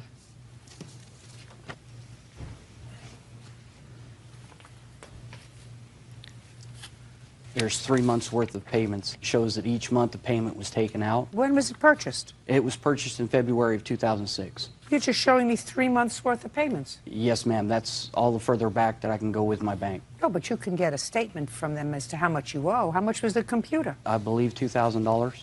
No. How much was it? A little over $1,000, like $1,029, $1,039. Is that there? Well, I have a printout from Dell, yeah. Can I This see is it, please? Everything. So the computer was purchased in 2006. Yes, ma'am. March of 2006? Yes. Well, you know, you're never going to pay this thing off. What's the interest on it? $25 every month, and I told them that. You pay $50 a month towards the computer. Only $25 of that goes to the computer. You know what's going to happen? Mr. Flowers, the computer's going to break, and you're going to say, I'm not paying for a computer that I don't have anymore. By the way you're going, you won't be paying for this computer until 2010. Those were the payments that were set up with her when it was purchased. Is that right? Those were the payments set up with me, but they told me within a year they would have it paid off. And I also have a statement from my husband because he talked to him also and said that it would be paid off in a year because we Can I see purchased a that, computer please? and paid it off within a year. Did you tell her you'd have it paid off within a year? No, ma'am, I didn't.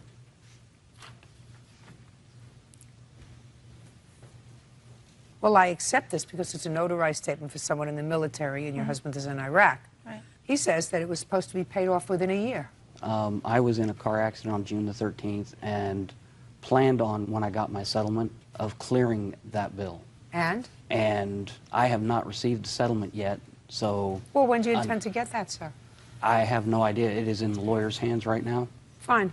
As soon as you get it, you have to pay off the $671. Yes, ma'am. But he has been paying, according to this, he has been paying it Yes. every month. Mhm. So next time, don't let anybody use your credit. Correct. I can't do anything about the computer. Now tell me about this other check, sir, for $600. When Krista and her husband first came back from Germany and Krista moved in with my wife and I, a couple days after they moved in, I'm not sure exactly when the date was. I know the date they moved in was June the 15th. And she pays you rent. She was paying $200 every 2 weeks. So she was paying you $400 a month rent, Yes, ma'am. which covered what? As far as the rent on the house that I rent, it's $725, so So she was paying more than half of the rent that you were paying. yes, and she was not asked any money for the electricity, power, So or who gas. cares? So who cares? And she wasn't cares? asked any money to help with the food. That's or not anything. true. I was asked for money for the utilities, and I have proof, and I also have a witness that she couldn't pay her utilities the first month that I moved in. So when I moved in on June 15th, I gave her $400. She give you money for utilities when she first moved in? Gave him $400. She gave me nothing, ma'am. You gave it to who? I gave it to him and my mother. What about food? I bought my own food. I have an 11-monthly baby food, and I have an 11-year-old, and I purchased my own food. So she's paying you sufficient rent to live with you? Nice that she was paying you rent at all. My children, when they come home, never pay rent. Most don't. So I still don't understand the $600 loan. Before he left, he and I were out in the garage, and he handed me $600 and said that he wanted me to take care of the payday loan that I had. Your Honor. Shh. Go ahead. I explained to him at the time that I did not have the money to pay him back for that, and he said that was not a problem, that they had gotten extra money out of their taxes, and he wanted to help us out because we were helping out by having Krista live there while he was over in Iraq. Sounded like she was helping you out. Sounds to me, Mr. Flowers, as if you were in certain financial distress, because if you took out a payday loan, it means you didn't have money to cover your own bills. Otherwise, people don't take out a payday loan. And she was paying more than half of the rent on your house. So I don't know who was helping whom. Certainly, I didn't see you doing anything for her. Her mother helped out with the baby, not you. I don't see what she got out of living with you. As far as I'm concerned, I was at work. I worked 9, 10 hours a day. You don't make enough money, sir, and your expenses exceeded what you earn. She was helping you out. And at the time out in the garage, when her husband gave me the money, It's not what he says that here. was a gift. It's not what He he didn't- says. It's not what he says in his notarized statement, sir. Your Honor. I can't help that. It's not what he says in his notarized statement. In any event, you should have been able to take care of yourself. You're a grown man. You don't take money from your children. You owe her the $600. What else? $180.42 for a gun that he had in pawn. Well, tell me, that's curious. I want you to tell me when you got it out of the pawn shop for him. I got it out on September 6th of '07. I went in with my sister because she was paying a pawn, and I saw his gun in the case actually for sale. So my mother's not such a nice woman. She just pawns his stuff for money and doesn't tell him sometimes. And I like Ernest. I think he's a really nice guy. And I mean, without her, he's a really nice guy. So I called him and I said, Ernest, did you know that you are going to lose your gun, that it's for sale. And he said, I didn't know that. And I said, the guy said that you could get it for $180. Did she call you from the pawn shop? She called me from the pawn shop, but she stated that the reason why she was calling was because the gentleman at the pawn shop had gotten strict instructions from me when I dropped it off there that he was not to release it to anybody but me. He admits to owing me for the gun, though. No. Because Yes, he does. I didn't ask you to go pick the I gun have up. a statement that he sent to small claims court saying that he owed me for the gun and for the dog. Let me see. Let me see. Let me see. Good. He admits to owing me for the gun. It says, do you agree that you owe the plaintiff money? Yes. If yes, how much do you agree that you owe? $344. I want you to look at this, sir. Did you remember you filled this out? Yes, ma'am, I do. But it says that you owe her then for the vet bill and the $180 for the gun. Because she had asked me afterwards to be paid back, and because of the fact that she was nice enough to do that, I was going to pay her back to be nice. Good. Now, But then, perfect. Then Perfect. she So you files pay this it back to be nice. Good. So far you owe $780. Anything else? Yes, I would like the return of my rent because I paid them rent on the 1st of October, and on the 3rd, they threw me out. They had my stuff packed. They gave me 5 minutes to get my stuff. They kept some of my stuff. They broke some of my stuff. Why did they throw you out? Because my mother's got split personalities, and she's just crazy. She's not Why the did you same throw her person out? from day to day. The specific reasons I don't know. All I know is I got a phone call from my wife stating that Krista's attitude was to the point to where she wasn't willing to deal with it anymore. Fine. So and she you gave her- you owe her rent. No, ma'am, because of the fact that the extra utilities that were used. Forget the extra utilities. It's ridiculous, Mr. Flowers. She paid you the rent the 1st of the month, and you threw her out the 3rd of the month. You owe her her rent. We did not throw her out. She was given the opportunity to either stay or drop her attitude. No. She chose to leave. You can't have a tenant, and you have to make up your mind whether you treat somebody as a tenant or your child. If you treat her as rent from her, if you treat her as a tenant, and you tell her, well, I don't like your attitude, either you have to drop your attitude or you have to move out. That's throwing her out. Can't have it both ways. She has her $200 rent back. That's $980. Anything else? No. Good. Judgment for the plaintiff in the amount of $980. Thank you. That's all. Jody Marone is suing her ex-boyfriend, Thomas Matson, for a loan to reinstate his driver's license. Jody says Thomas has 9 DUIs. He used to be your boyfriend. It's your claim that he owes you some money. You paid off some fees for him, took out a loan to do it. He says it was very nice of you, but he told you that he couldn't pay you back, and it was a gift, right? Right. How old are you? 31. What do you do for a living? Work at a sawmill. How long have you worked there? A year and a half. How much do you earn? $13.50. Not very much. Try to keep your voice up. I'm old. Not very much. $13.50 an hour. Yes. And what do you do for a living, Miss Marone? I'm a registered nurse. Who do you live with? Me and my children. How many children do you have? I have 3. Aside from you, who supports your children? I do. You do? Yes. From your work? Yes. You have any children, Mr. Matson? Yes. How many? 1. Who supports that child? Me and her. So you have a child together? Yes. How old is that child? She'll be 2 August 17th. He doesn't pay me anything. You don't live together. No. Is there a court order of support? Yes. How much? It's almost $600 a month. It's just started. I haven't received anything. When did it start? I just got served the papers a few weeks ago. Prior to that, how much were you giving Miss Marone for your support of your child? When we were split up, Yes. nothing. And how long were you split up? It's been like 4.5, 5 months. How do you expect your daughter to eat? He says that I'll take care. How did you expect her to eat if you weren't giving her any money? I had enough money to live myself. Who cares? If you don't have enough money to live yourself, you don't make another baby. Exactly. So you answered my question, and my question was, she supports her 3 children, and you pay no support, at least for the last 6 months. I talked to an attorney, and an attorney told me not to give her nothing until it was court ordered.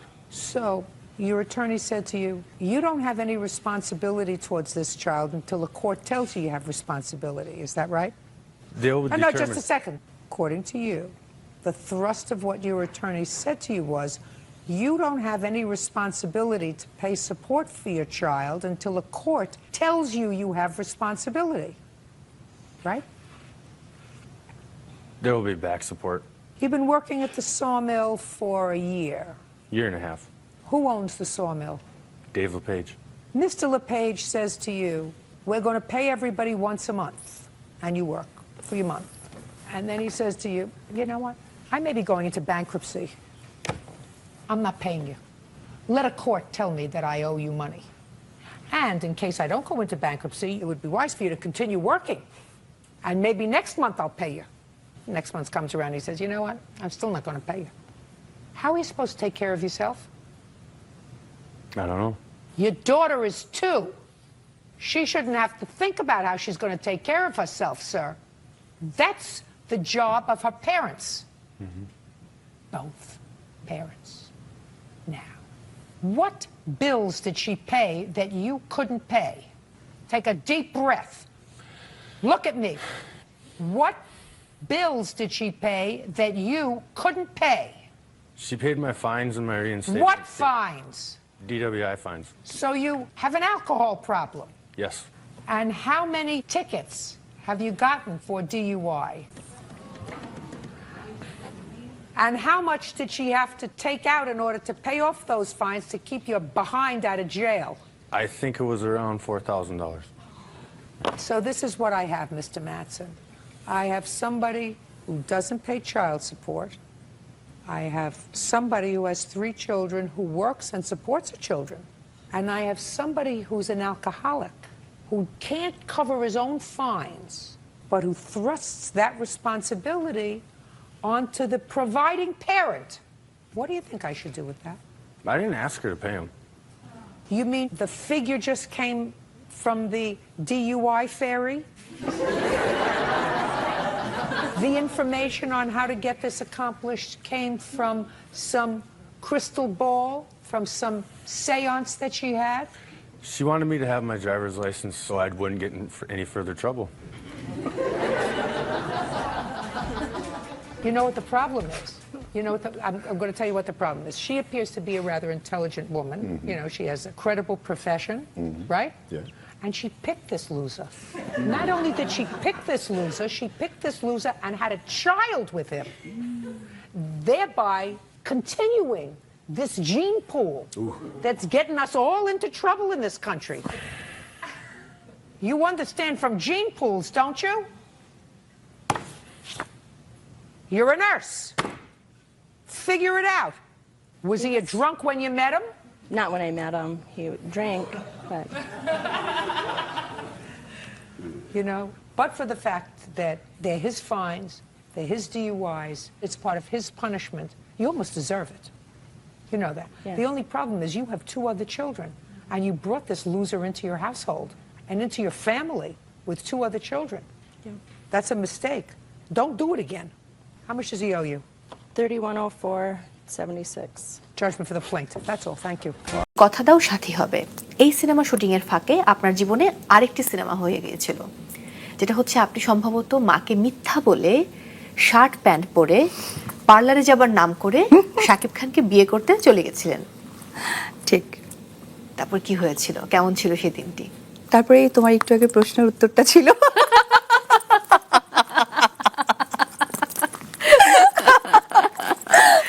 সেই দিনটি তো নিশ্চয়ই আসলে খুব ভালো ছিল।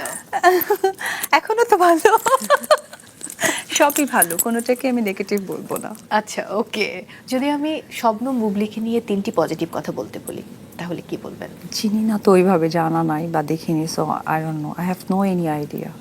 কারণ যে মানুষকে নিয়ে পজিটিভ তখনই বলতে পারবো। বুবলিকে নিয়ে কাজ দেখা হয়নি, সুযোগটা হয়ে ওঠেনি, কারণ আমি আমার সিনেমাই দেখি না।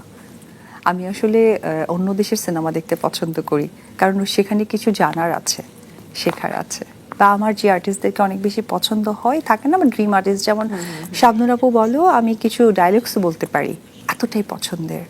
তুমি কাজলের কথা বলো, শাহরুখ খানের কথা বলো, আই লাভ, আমি কিছু বলে দিতে পারবো। দেবদাসের মতো কালজয়ী উপন্যাস নিয়ে নির্মিত সিনেমা, সেখানে আপনি পার্বতী চরিত্রে অভিনয় করেছেন। মেধা, সৌন্দর্য নাকি ভাগ্য, কোনটা আপনাকে এগিয়ে নিয়ে গেছে? খুব কঠিন একটা প্রশ্ন। কিছুদিন আগে আপনার একজন ভক্তের একটা বাইটস আপনি শেয়ার করেছেন। তিনি বলেছেন যে অপু বিশ্বাস যখন আবার সিনেমা করবেন, তখন তিনি তার কানের দুল বিক্রি করে সবাইকে মিষ্টি খাওয়াবেন। ও আচ্ছা, এটা কোনো একটা আর্টিস্টকে ঘিরে বলেছিলেন। হ্যাঁ, আমি শেয়ার করেছিলাম। এটার কারণ হচ্ছে যে যুগে যুগে তো আসলে জুটি হয় না, জুটি তো কিন্তু খুব সিলেক্টিভ হয়। কাজ অনেক আর্টিস্ট করে এবং করেও আসছে, এখনো করছে, আগামীতেও করবে। কিন্তু জুটির একটা প্রথা যদিও নেই, কিন্তু ওটা চলে আসে। সেটা এখন আমরা বলিউডে যদি শাহরুখ খান কাজলকেও বলে থাকি, আমাদের বাংলাদেশে যদি রাজ্জাক আঙ্কেল কবরী ম্যামকে বলে থাকি, আমরা যদি শাবানা ম্যাম, আমরা আলমগীর স্যারকে বলে থাকি, শাবনুর আপু, সালমান ভাইকে বলে থাকি, তো এটা আসলে অপ্রিয় সত্য যে জুটি প্রথা কিছুটা হলেও আমরা বিশ্বাস করি। উত্তম কুমার, সুচিত্রা ম্যাম, তো ওই বিষয়টাই হচ্ছে। এবং শুরুতেই তুমি যার কথা বললো, অমিতাভ বচ্চন, রেখাজি, সো সেই জায়গা থেকে একটা আর্টিস্টকে ঘিরে বলা হয়েছিল। তো আমার কাছে মনে হয়েছিল যে মানুষ কতটা লাভ করে, আসলে কাজ দিয়ে বেঁচে থাকতে চাই, তো এটাই একটা তার বহিঃপ্রকাশ ছিল। একেবারেই তাই। তবে আমার সবসময় একটা বিষয় খুব মনে হয়, মানে আপনার প্রজন্মের যারা নায়িকা তাদের মধ্যে আপনি খুবই লাকি অ্যাক্ট্রেস, কারণ আপনি প্রয়াত সুভাষ দত্ত, আমজাদ হোসেন, একই সঙ্গে শ্রদ্ধেয় গাজী মাজহারুল আনোয়ার, চাষী নজরুল ইসলাম, নায়করাজ রাজ্জাকের পরিচালনায় অভিনয় করেছেন। এটা বিরল অর্জন। সেই সাথে দেবদাসের মতো কালজয়ী উপন্যাস নিয়ে নির্মিত সিনেমা, সেখানে আপনি পার্বতী চরিত্রে অভিনয় করেছেন। মেধা, সৌন্দর্য নাকি ভাগ্য, কোনটা আপনাকে এগিয়ে নিয়ে গেছে? খুব কঠিন একটা প্রশ্ন। প্রথমেই বলবো সকলের আস্থাটা ছিল যে অপু পারবে, বিধায় এই রকম ডিরেক্টরদের সাথে কাজ করার সৌভাগ্য আমার হয়েছে। তারপরে যেটা আমি বলবো যে অবশ্যই আমার সৌন্দর্য কিছুটা হয়তো ছিল, কারণ একটা নায়িকার সেই সময়, আমি যে সময়টা কাজ করেছি তখন তো ডিজিটাল ছিল না, সো ডিজিটাল সময় তো আমি নায়িকা হইনি। এবং তুমি যাদের কথা বললে তারা তো সেই সময়টা তো ডিজিটাল কাজ করেনি প্ল্যাটফর্মে, সো সৌন্দর্যটা তারা কিছুটা পিক করেছে। তারপরে হয়তো বা তাদের সাথে কাজ করতে গিয়ে মেধার বিকাশ ঘটেছে আমার, এই তো।